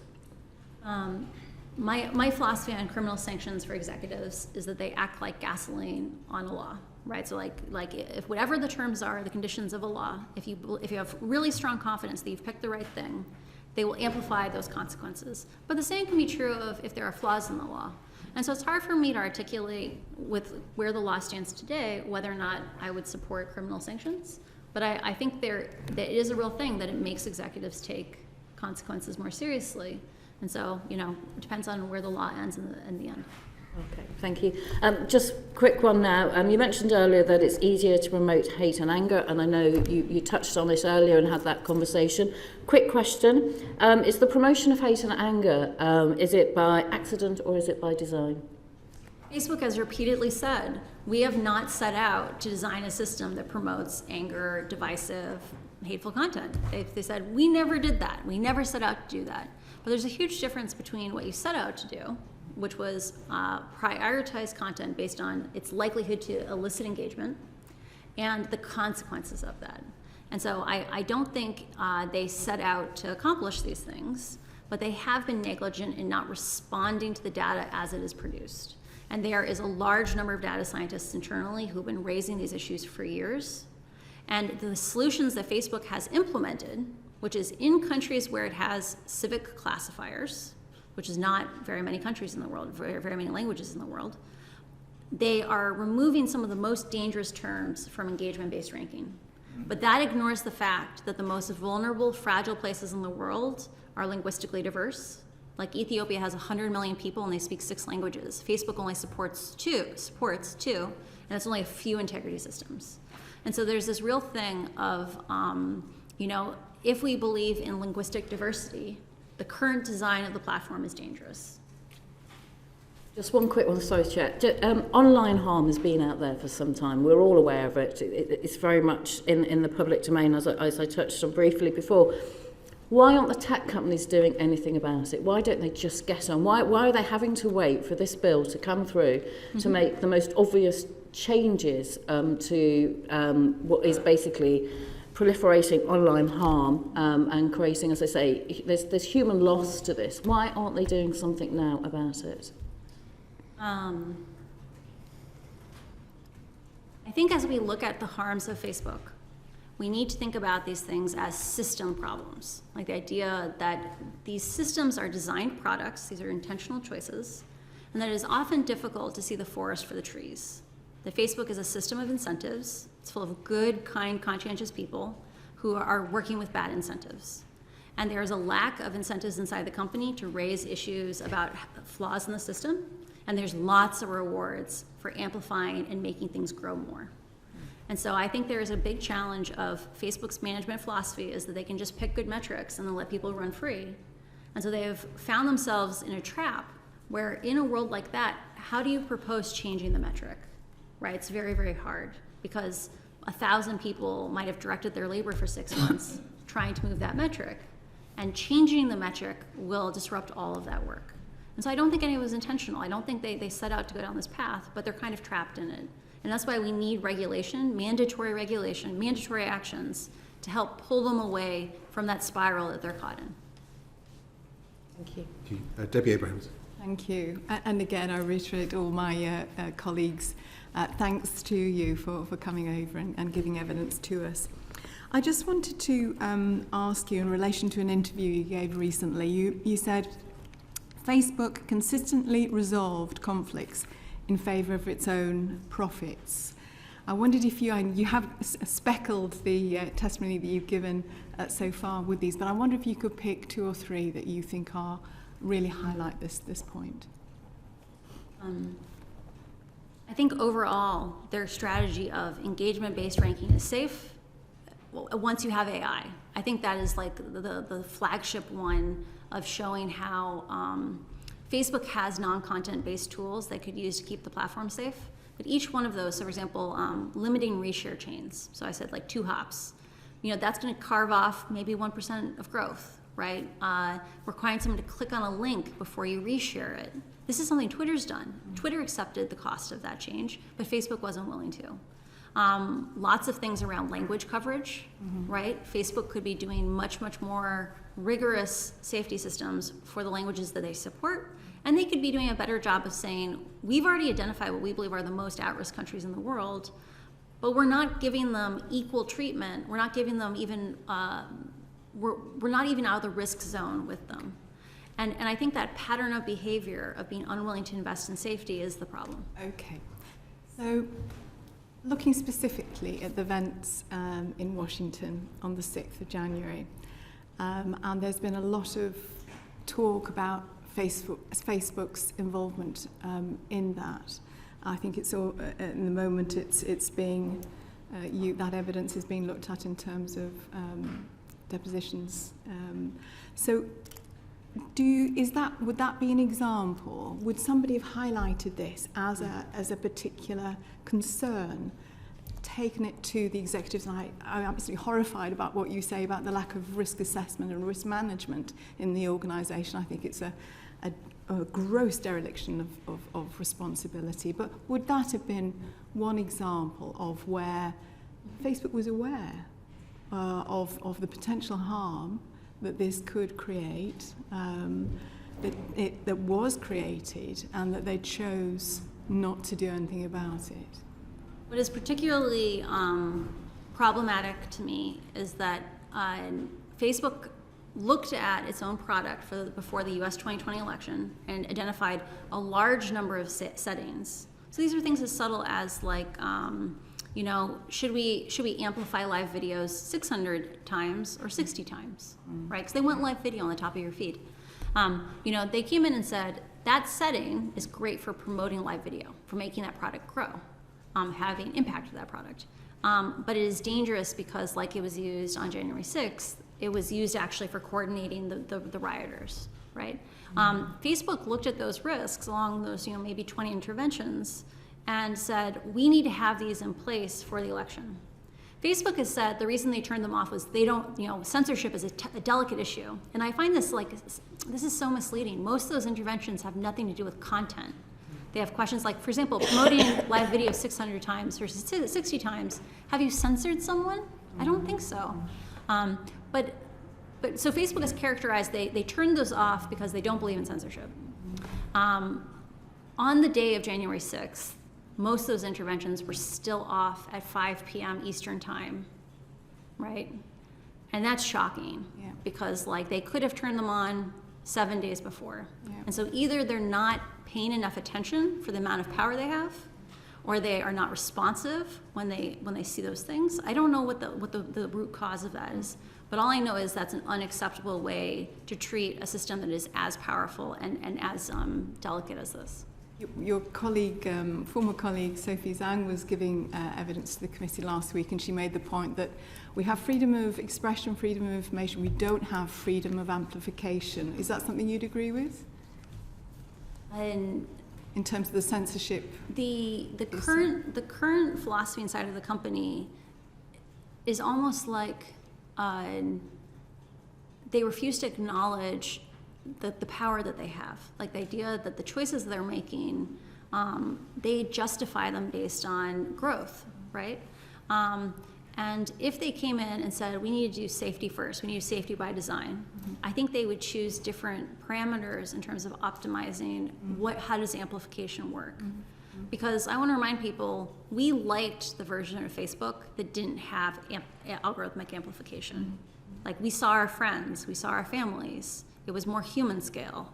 And I think there is a lot of value and a lot of joy that could come from returning to a Facebook like that. You made a very important point about this is a private company. They have a fiduciary responsibility to their shareholders and so on. Do you think, though, that there are breaches in their terms of conditions? So is there that conflict there? I think there's two issues. So one is, I think terms and conditions saying that private companies can define them, like that's like them grading their own homework, right? Like they're defining what's bad, and then we know now they don't even find most of the thing that they say is bad. They don't have any transparency, any accountability. The second question is around, do companies have duties outside to their shareholders? And we have had a principle for a long, long time that companies cannot subsidize their profits. They cannot pay for their profits using public expense, right? Like if you go and pollute the water and people get cancer, the public has to pay for those people, right? Similarly, like if Facebook is sacrificing our safety because they don't want to invest enough And don't listen to them when they say we spend $14 billion on safety. That's not the question. The question is, how much do you need to pay to make it safe?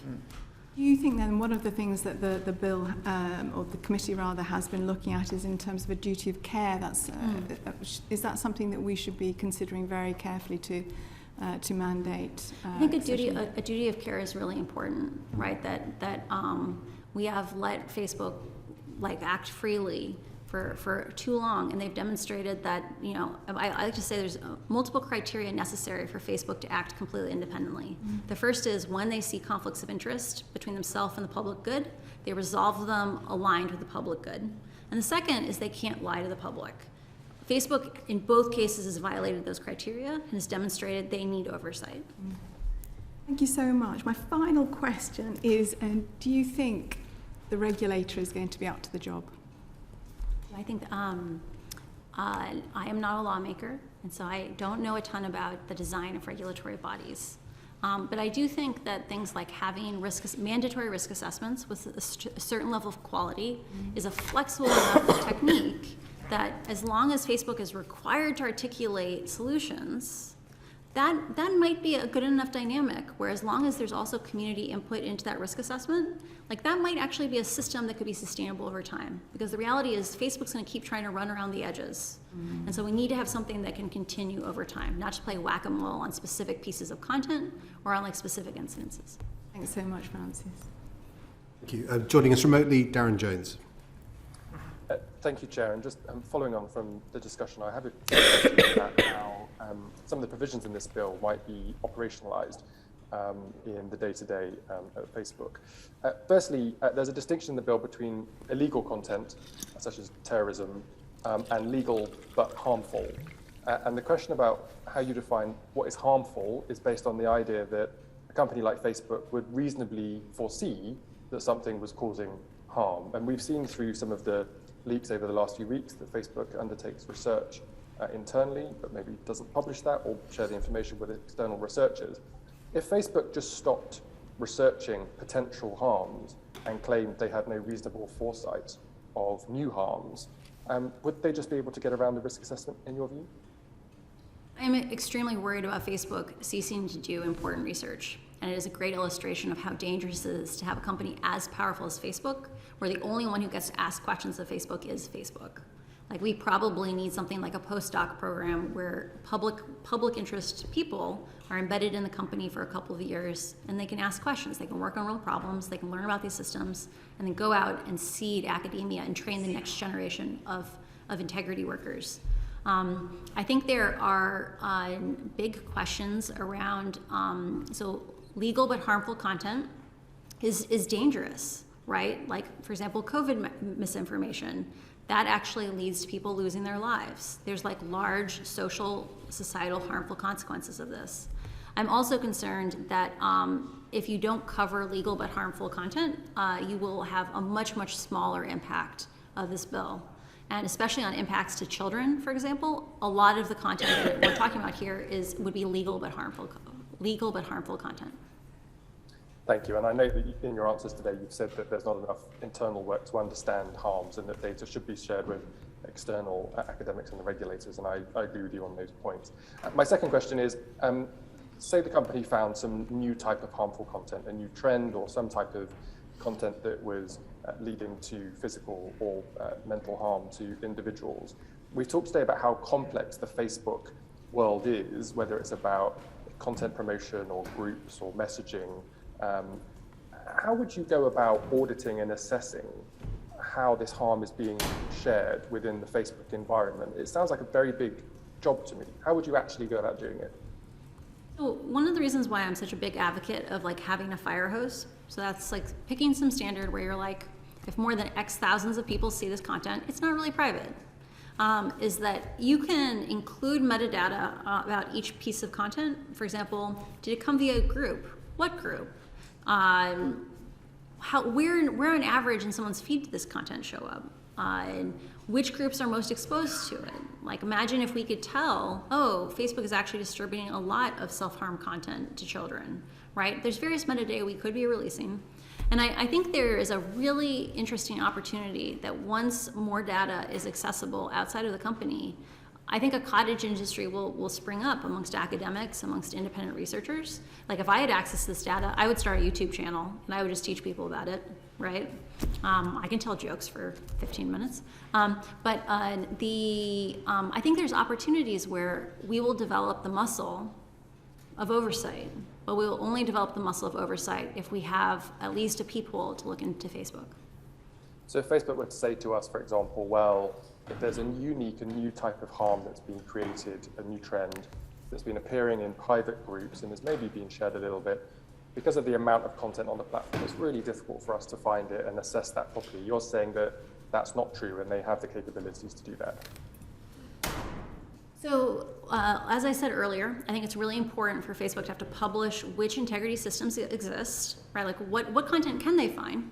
Because we should be able to have the public surface like, hey, we believe there's this harm here, and be like, oh, interesting, you don't actually look for that harm. So the example I heard was around self-inflicted harm content and kids, and like, are some kids being overexposed? And Facebook said, we don't track that content, or we don't want to track that. We don't have a mechanism today to force Facebook to answer those questions, and we need to have something that would be mandatory, where we could go and say, you need to be tracking this harm. I'm sorry, I forgot your question. My apologies. Yeah. I think you've broadly answered it. Yeah. I just wanted you to answer to the question that they have the capacity to do this. My last two questions are more about corporate governance of the business, and I'm interested to know from your experience how the different teams within the business operate. So a question I've asked previously in this committee is, you know, the programmers who might be down the end of the corridor who are coding all of these algorithms will know a certain amount of information. The product teams that build products will know a bit about what the programmers have done, but probably not the whole thing and how it works properly. And then the compliance and PR team will just have to receive answers, probably from the product team, in order to produce this risk assessment that they then present to our regulator. And my concern is that the real truth about what's happening is with the programmers, that it may not get through unless we force it in that audit submission to our regulator. Am I wrong in those assumptions? Do those teams work together well in understanding what they all do and how it links together? I think it's really important to know that there are conflicts of interests between those teams, right? So one of the things that's been raised is the fact that at Twitter, the team that is responsible for writing policy on what is harmful reports separately to the CEO than the team that is responsible for external relations with governmental officials. And at Facebook, those two teams report to the same person. So the person who is responsible for keeping politicians happy is the same person that gets to define what is harmful or not harmful content.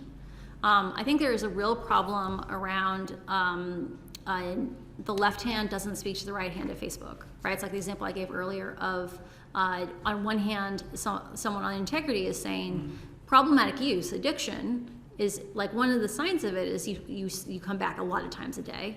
And then someone over on the growth team is saying, oh, did you notice? Like if we get you to come back a bunch of times a day, you still use the product in 3 months, right?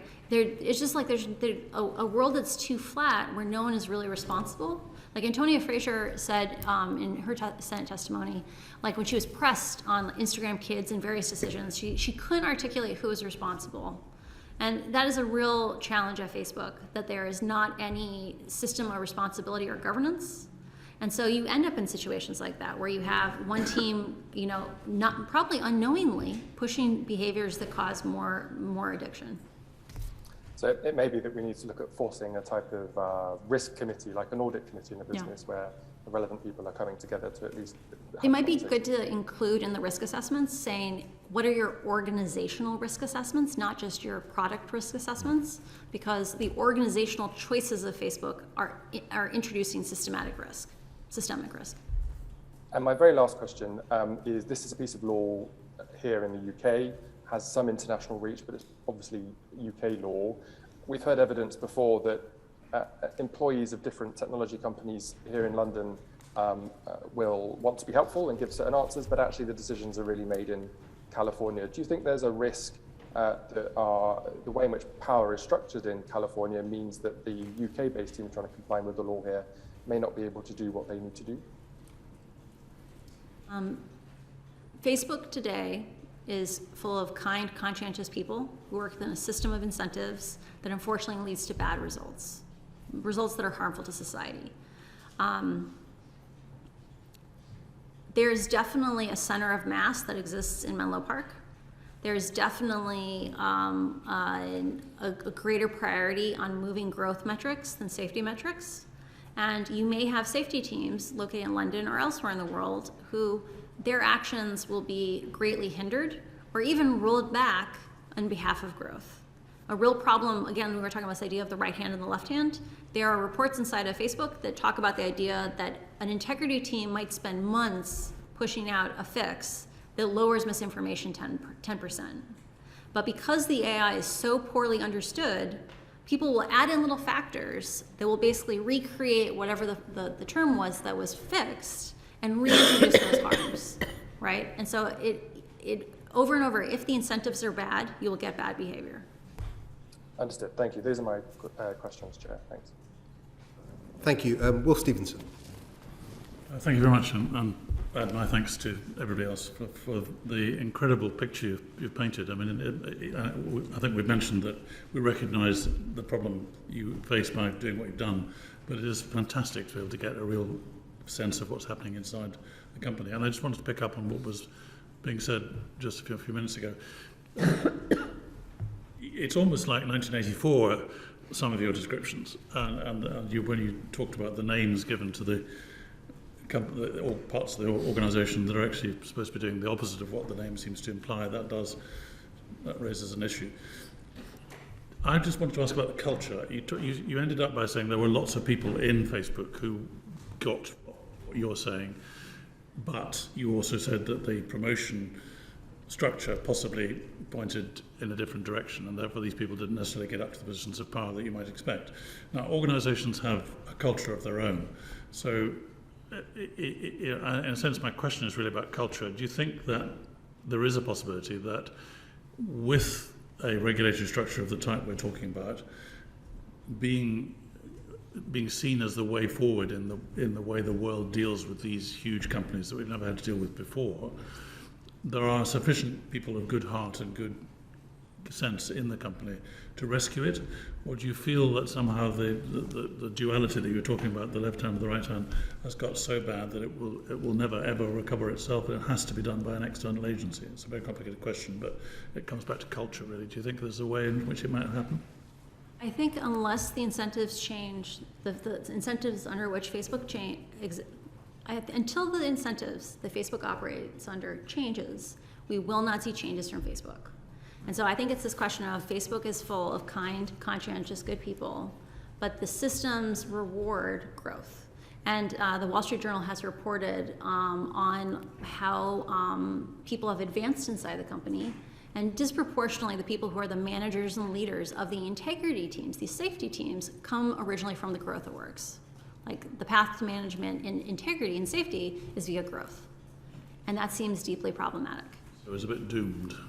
I think there is a need to provide an external weight and a pull to move it away from just being optimized on short-termism and immediate shareholder profitability, and more towards the public good, which I think actually is going to lead to a more profitable, successful company 10 years down the road.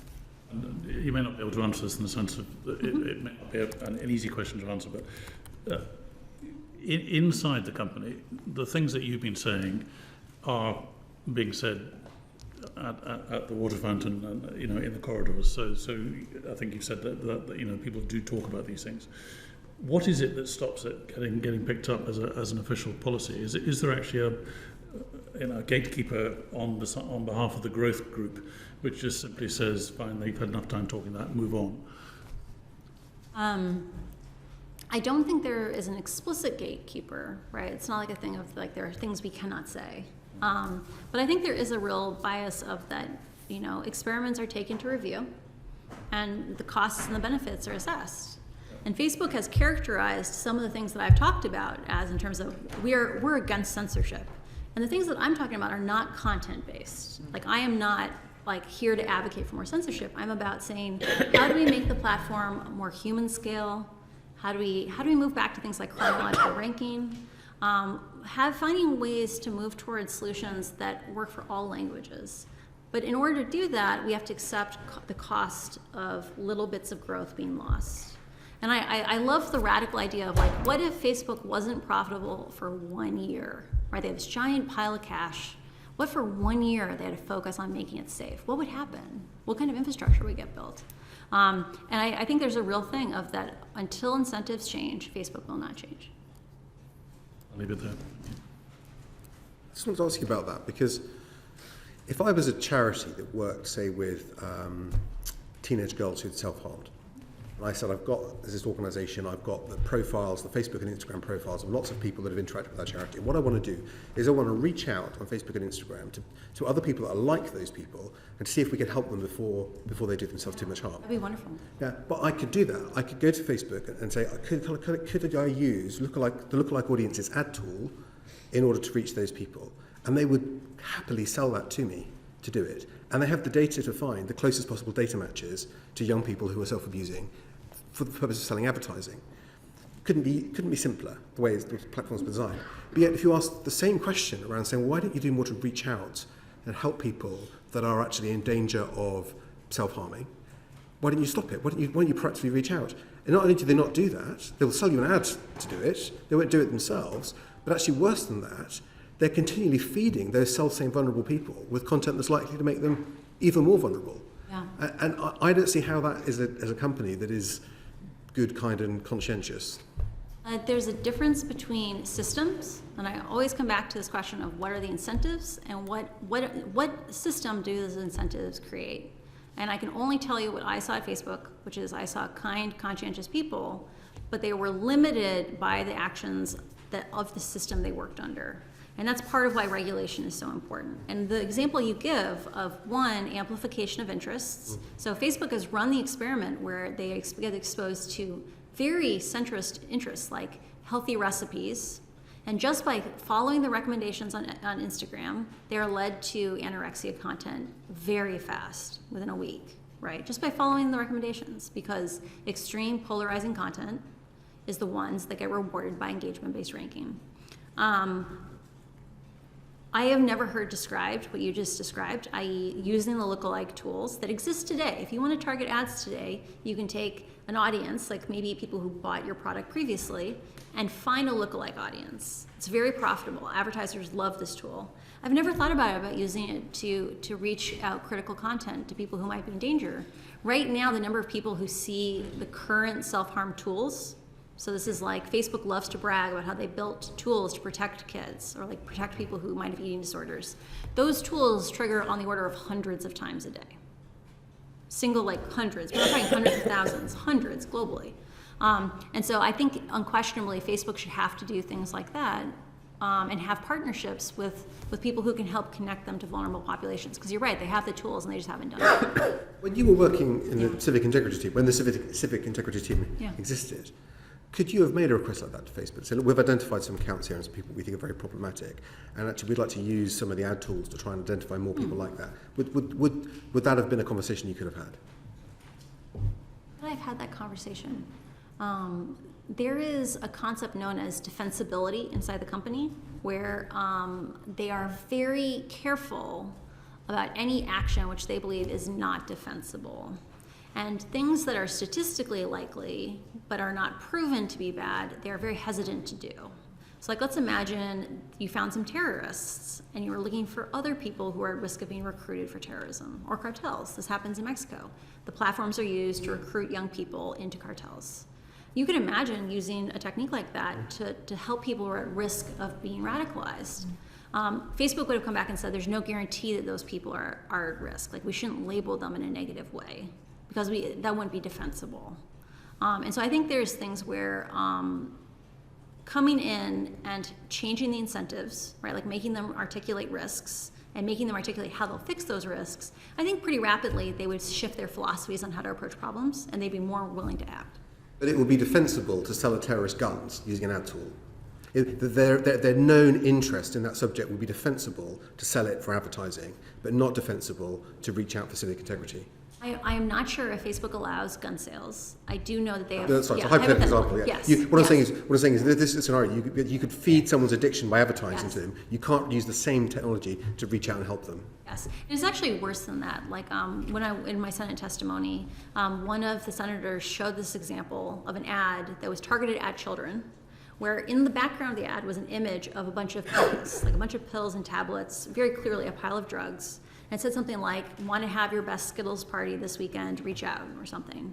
And a Skittles party apparently is youth code for a drug party. And like that ad got approved by Facebook. And so there is a real thing where Facebook says they have policies for things. Like they might have a policy saying we don't sell guns, but I bet there's tons of ads on the platform that are selling guns. They have policies that don't allow hate speech, and there's quite a lot of hate speech on There's Facebook. tons of hate speech, yeah. But it sounds like what you've got is one part of the business that with razor-like focus, more than has probably ever been created in the human existence, can target people's addictions through advertising. And yet the other part of the business that's there to try and keep people safe is largely feeling around in the dark. There is a great asymmetry in resources that are invested to grow the company versus to keep it safe. Yeah. It's not just this, what you said, it's not just, there's not just an asymmetry. It's, you can't even request, you can't even go to the people with all the data and all the information and say, could we use some of your tools to help us do our job? Because they would say, well, it's not defensible to do that. I never saw the usage of a strategy like that, but it seems like a logical thing to do. Like Facebook should be using all the tools in its power to fight these problems, and it's not doing that today. I think a lot of people extrapolate from that was if the senior management team really wanted to do it, it would have been done, but for some reason it appears that they don't. I think there are cultural issues, and there's definitely issues at the highest levels of leadership where they are not prioritizing safety sufficiently. And it's not enough to say, look, we invested $14 billion. We need to come back and say, no, you might have to spend twice that to have a safe platform. The important part is it should be designed to be safe, not we should have to defend, we should have to plead with you to be safe. Thank you. Ibn Kidron.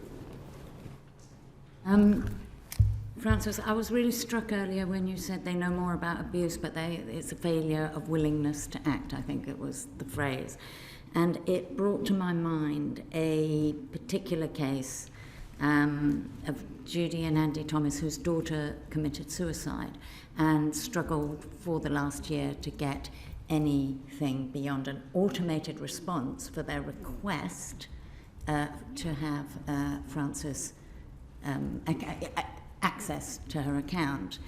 I made a small intervention. They did eventually get an answer, but that answer really basically said, no, you can't. And I have to be clear, just for legal things, it didn't say, no, you can't. It was a very complicated answer, complicated legal answer. But what it was saying is that they had to protect the privacy of third parties on Francis' account.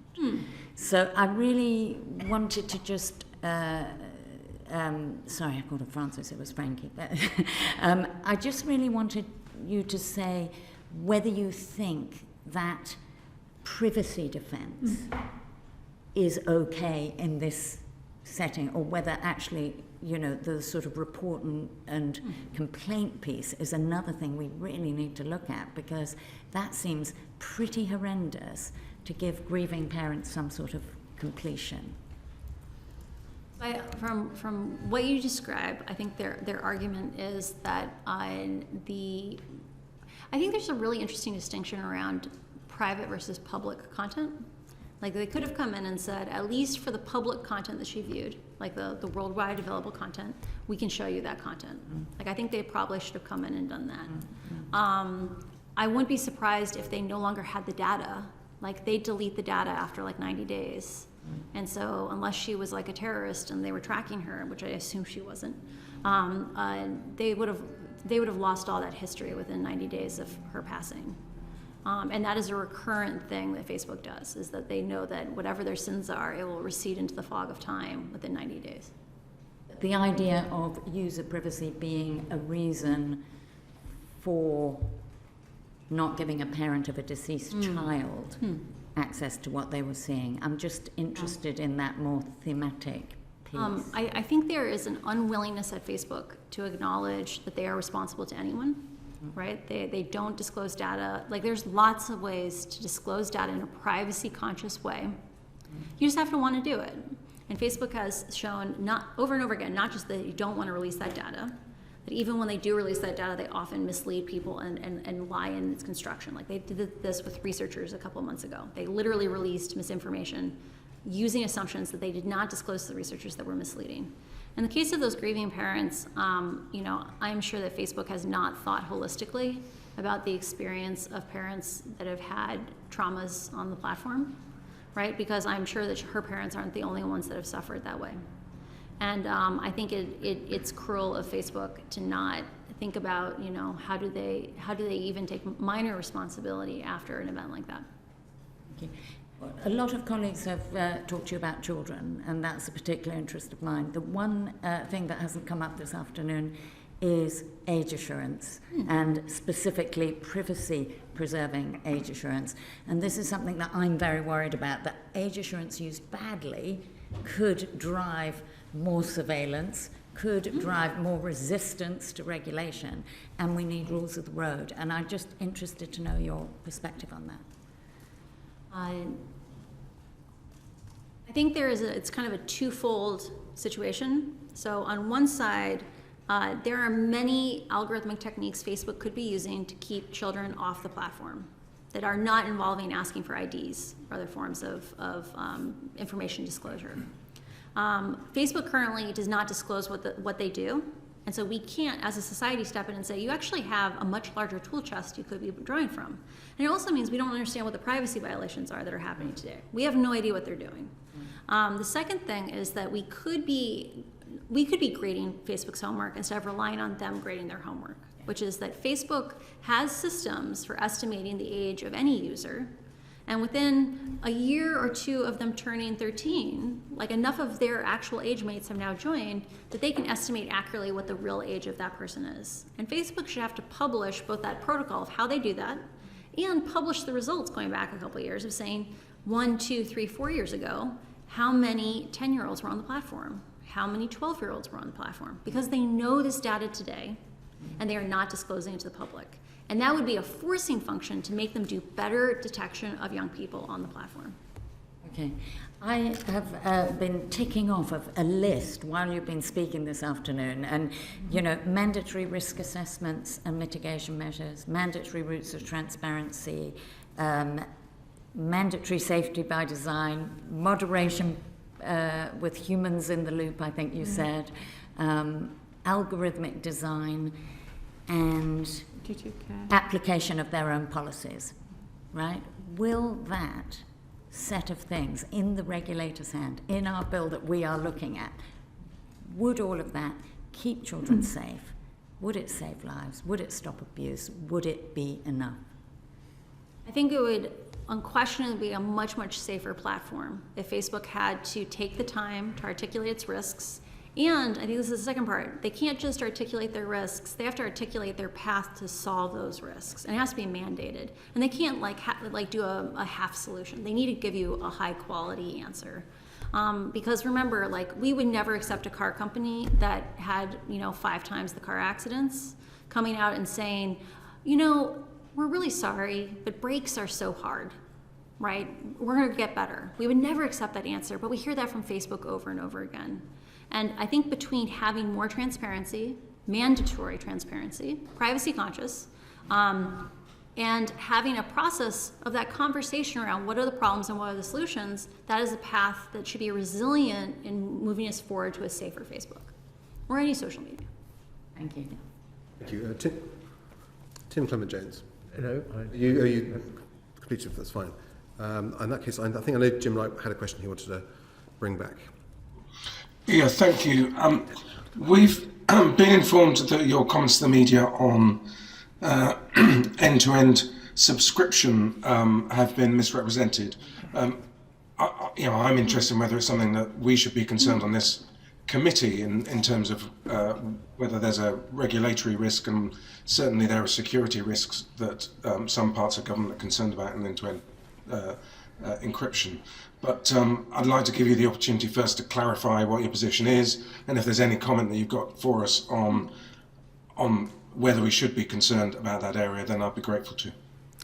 I want to be very, very clear. I was mischaracterized in the Telegraph yesterday on my opinions around end-to-end encryption. So end-to-end encryption is where you encrypted information on a device, you send it over the internet, and it's decrypted on another device.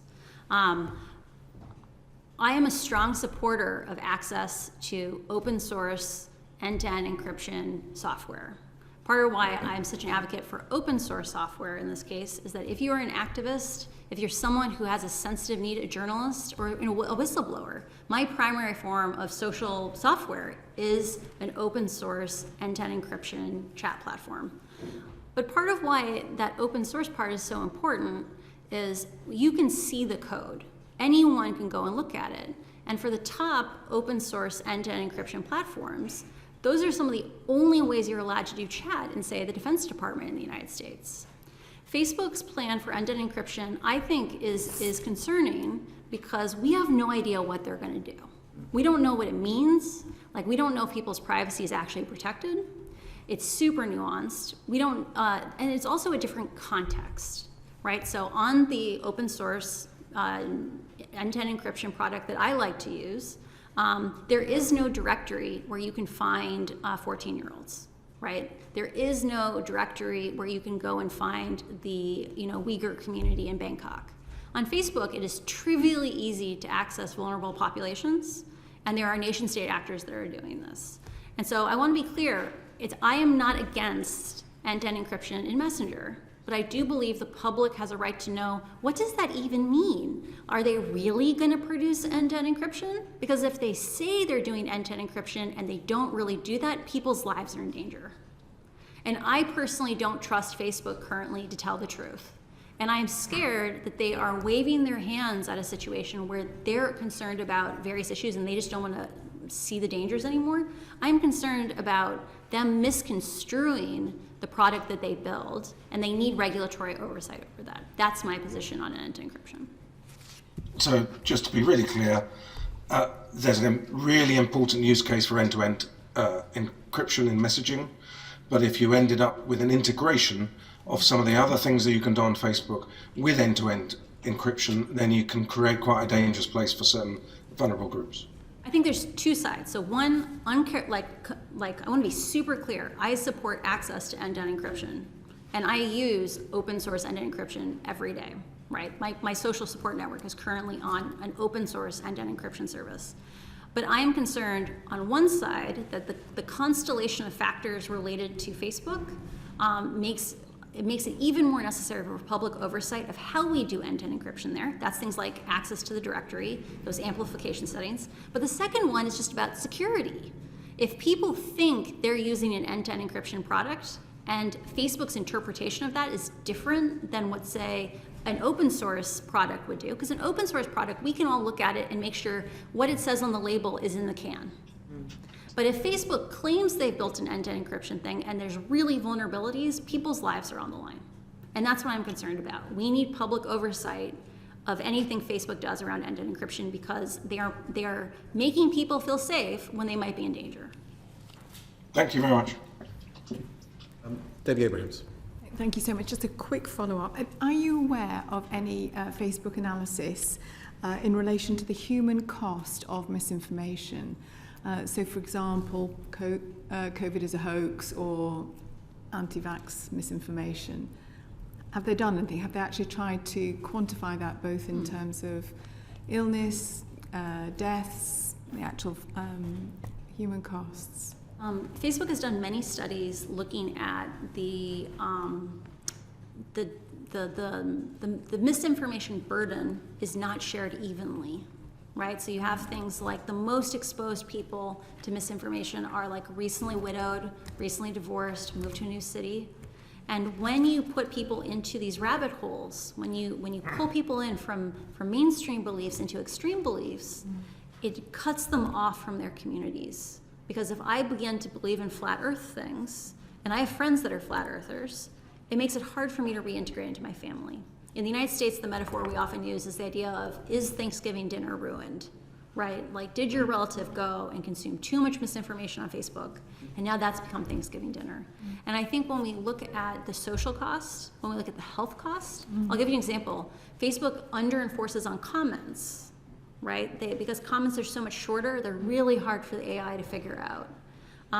Right now, groups like UNICEF have really struggled, even with the free ad credits that Facebook has given them, because they will promote positive information about the vaccine or about ways to take care of yourself with COVID, and they'll get piled on in the comments.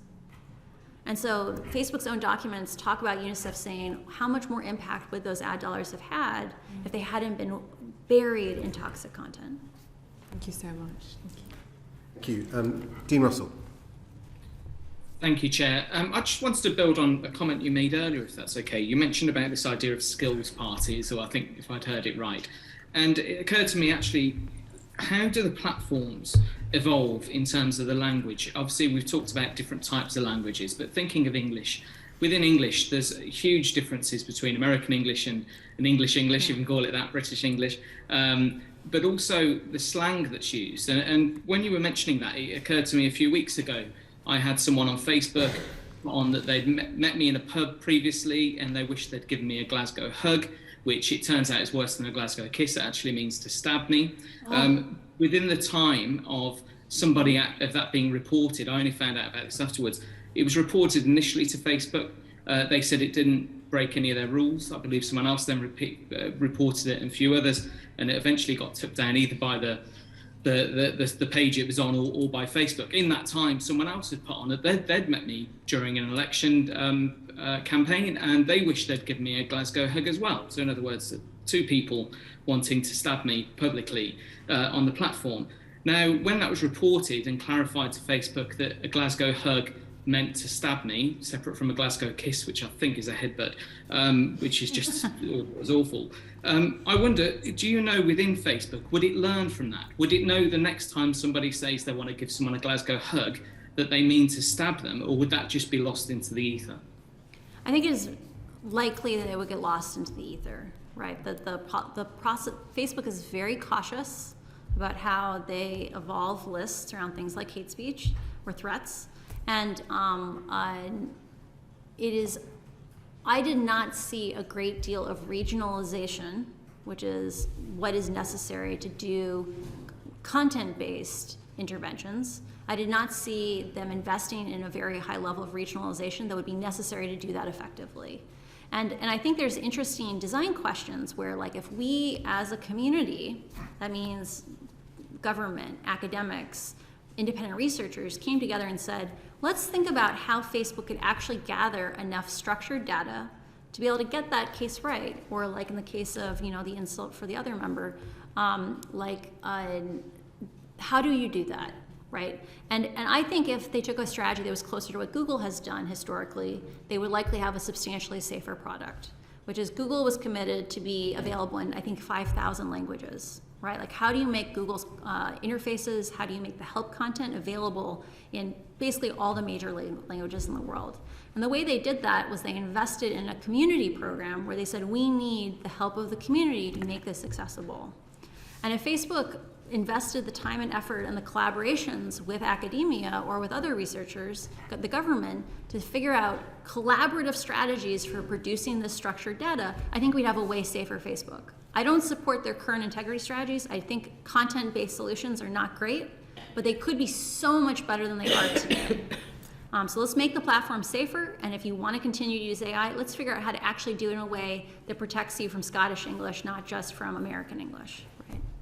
Thank you. And just a further question on that, because that, for me, builds into this question of the evolution of these platforms, the learning that they have, but also future-proofing this bill against future changes. At the moment, we talk a lot about Facebook and Google and Twitter and all those things as being looked at on a screen, but increasingly they are working in the realms of virtual reality. Obviously, there's Oculus Rift as well, which will increasingly enable user-generated content or engagement.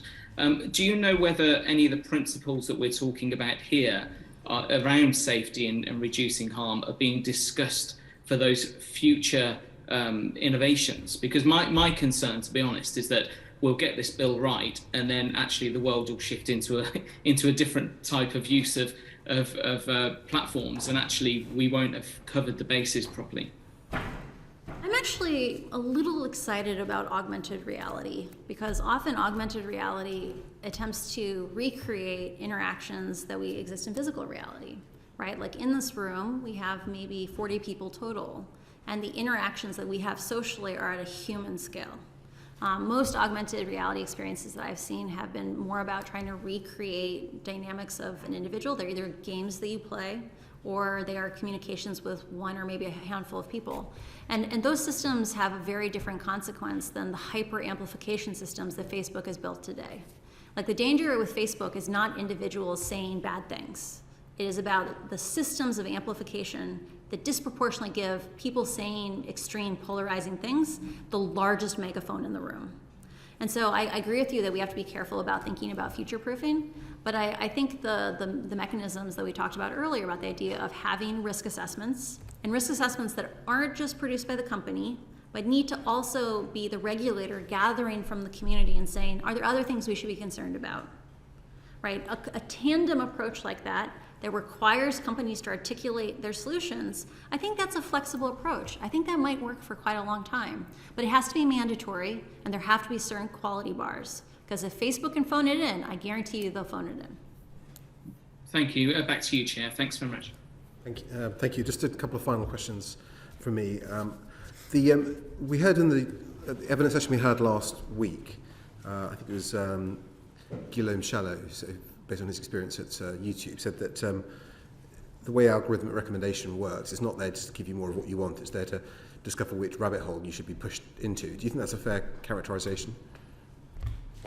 There's a difference between the intended goals of a system. So like Facebook has said, we never intended to make a system that amplifies extreme polarizing content, and the consequences of a system. So all recommender systems intend to give you content that you will enjoy, because as Facebook has said, that will keep you on the platform longer.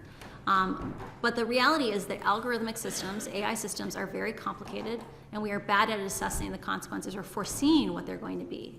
But they're very attractive to use because they keep you on the site longer, right? If we went back to chronological ranking, I bet you'd view 20% less content every day. But you might enjoy it more. It'd be more from your friends and family. The question on rabbit holes, I don't think they intended to have you go down rabbit holes. I don't think they intended to force people into these bubbles, though they have chosen choices that have unintended side effects. So I'll give you an example. Autoplay. I think autoplay on YouTube is super dangerous, right? So autoplay, instead of having you choose what you want to engage with, it chooses for you. And it keeps you in a stream, a flow, where it just keeps you going. There's no conscious action of continuing or of picking things or of whether or not to stop, right? And that's where those rabbit holes come from. But the equivalent on Facebook would seem to be, from what you said earlier on, that someone signs you up to a group without your consent that's focused on anti-vax, Yes. conspiracy theories on COVID. You engage in one of the postings, you see it in your newsfeed, even though you never asked for it. You're now automatically a member of the group. And probably not just will you get more content from that group, but that's quite an interesting deviation from stuff you've done before, and probably the whole system will give you more of that kind of content. So that's what I meant, I think, between the system recognising a kind of interesting new line of inquiry from a user and then piling in on that with more stuff. And I think that's what's so scary. There's been some reporting on a story about a test user. So Facebook has said it takes two to tango. So Nick Clegg wrote a post back in March saying, don't blame us for the extreme content you see on Facebook. You chose your friends, you chose your interests. It takes two to tango. When you make a brand new account and you follow some mainstream interests, for example, Fox News, Trump, Melania, it will lead you very rapidly to QAnon. It'll lead you very rapidly to white genocide content. Yeah. But this isn't just true on the right, it's true on the left as well. Yeah. These systems lead to amplification and division. And I think you're right, like it's a question of like, the system wants to find the content that will make you engage more, and that is extreme polarizing content. Yeah. I think to claim as Nick Clegg did in that situation, that it's two tango, it's almost like it's your fault that you're seeing all this stuff. Is again a massive misrepresentation of the way that the company actually works. Facebook is very good at dancing with data. They have very good communicators, and the reality is, like, the business model is leading them to dangerous actions. Yeah. So if actually, if it's two to tango, the other party is Facebook, not another user. Actually, sort of. Yes. On fake accounts, we heard from Sophie Zhang last week about her work identify networks of inauthentic activity. Based on your work at Facebook, how big a problem do you think that is on things like civil integrity around elections? You know, I mean, in some of Sophie's evidence, I mean, we're talking networks of hundreds of thousands of accounts that have been taken down. And how much of a problem is it in your area of work? I'm extremely worried about fake accounts, and I want to give you guys some context on a taxonomy around fake accounts. So there are bots, so these things are automated. Facebook's reasonably good at detecting bots. Like, it's not perfect, but it's reasonably good. Then there are things called manually driven fake accounts. So a manually driven fake account is, for example, there are cottage industries in certain pockets of the world. There's certain parts of Pakistan, there's certain parts of Africa. There's certain pockets where people have realized that you can pay a child $1 to play with an account, like a 12-year-old, to be a fake 35-year-old for a month. And during that window, you will have passed the window of scrutiny at Facebook, and you will have looked like a real human because you are a real human. And that account can be resold to someone else because it is now looks like a real human account. And those accounts, there's at least 100,000 of them among the, there's 800,000, I believe, or back when I left, so this is May, there were approximately 800,000 Facebook connectivity accounts. So these are accounts where Facebook is subsidizing your internet. Among those, there were 100,000 of these manually driven fake accounts that were discovered by a colleague of mine. They were being used for some of the worst offenses on the platform. And I think there is a huge problem around the level of investment Facebook has done in detecting these accounts and preventing them from spreading harm on the platform. How confident are you that the number of active users on Facebook is accurate, that those people are real people? I think there's interesting things around the general number. So as we talked about before, this is about distribution of things. Now on social networks, things aren't necessarily evenly allocated. So Facebook has published a number of, I believe, 11%, they believe 11% of its accounts are not people, like they're duplicates. Amongst new accounts, they believe the number is closer to 60%, but that has never been disclosed in my awareness in a public statement. And so there's this question of if investors are interpreting the value of the company based on a certain number of new accounts every month, and 60% of those are not actually new people, they're overinflating the value of the company. And I mean, if those audiences are being sold to advertisers as real people, I mean, that's fraudulent. If you're selling people you've got reason to believe are probably fake, you're selling as real people to advertisers. So there is a problem known as SUMAs, which are same user, multiple accounts. And we had documentation that said, or excuse me, I found documentation that said for reach and frequency advertising, so let's say you're targeting a very specific population. Maybe they're highly affluent and slightly quirky individuals, and you're going to sell them some very specific product. Facebook is amazing for these niches because maybe there's only 100,000 people in the United States that you want to reach, but you can get all of them, right? Facebook has put in controls called reach and frequency advertising. So you say, I don't want to reach someone more than 7 times, or maybe 10 times, because that 30th impression, it's not very effective. And Facebook's internal research says that those systems, the reach and frequency advertising systems, were not accurate because they didn't take into consideration these same user multiple account effects. So that is definitely Facebook overcharging people for their product. That presumably works in the same way on Instagram as well. I'm sure it does. There have been concerns raised about, in particular, young people encouraged to have multiple duplicate accounts on Facebook. Is that a concern? Sorry, on Instagram, have duplicate accounts on Instagram. Is that something you share from a safety? Do you share that concern from a safety point of view? I think that there were. I was present for multiple conversations during my time in civic integrity, where they discussed the idea that, you know, on Facebook, the real names policy and the policies against their authenticity policies, those are security features. And then on Instagram, because they didn't have that same contract, there were many accounts that would have been taken down on Facebook for coordinated behavior and other things, that because they weren't inauthentic, it was harder to take them down. And so I think in the case of teenagers, encouraging teenagers to make private accounts so that, say, their parents can't understand what's happening in their lives, I think is really dangerous. And there should be more family-centric integrity interventions that think about the family as an ecosystem. Yeah, because as you say, a young person engaging with harmful content, problematic content, probably do it using a different account while their parents see the one that they think they should have. But I mean, do you think that policy needs to change? Do you think the system can be made to work on Instagram as it does today? I don't think I know enough about Instagram's behavior in that way to give a good opinion. Okay, but as a kind of concerned citizen who's worked in technology. I strongly believe that Facebook is not transparent enough today, and that it's difficult for us to actually figure out the right thing to do because we are not told accurate information about how the system itself works. Yeah. And that's unacceptable.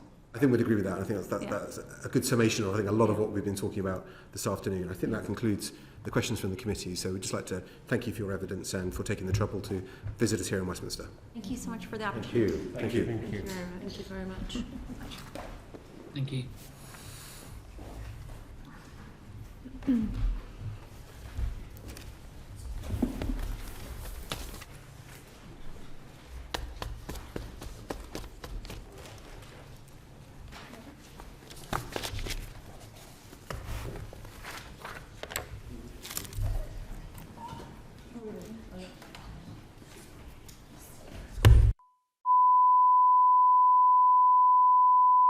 Committee Room 16, sound.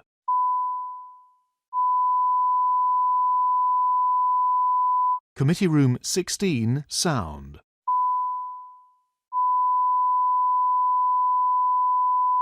Committee Room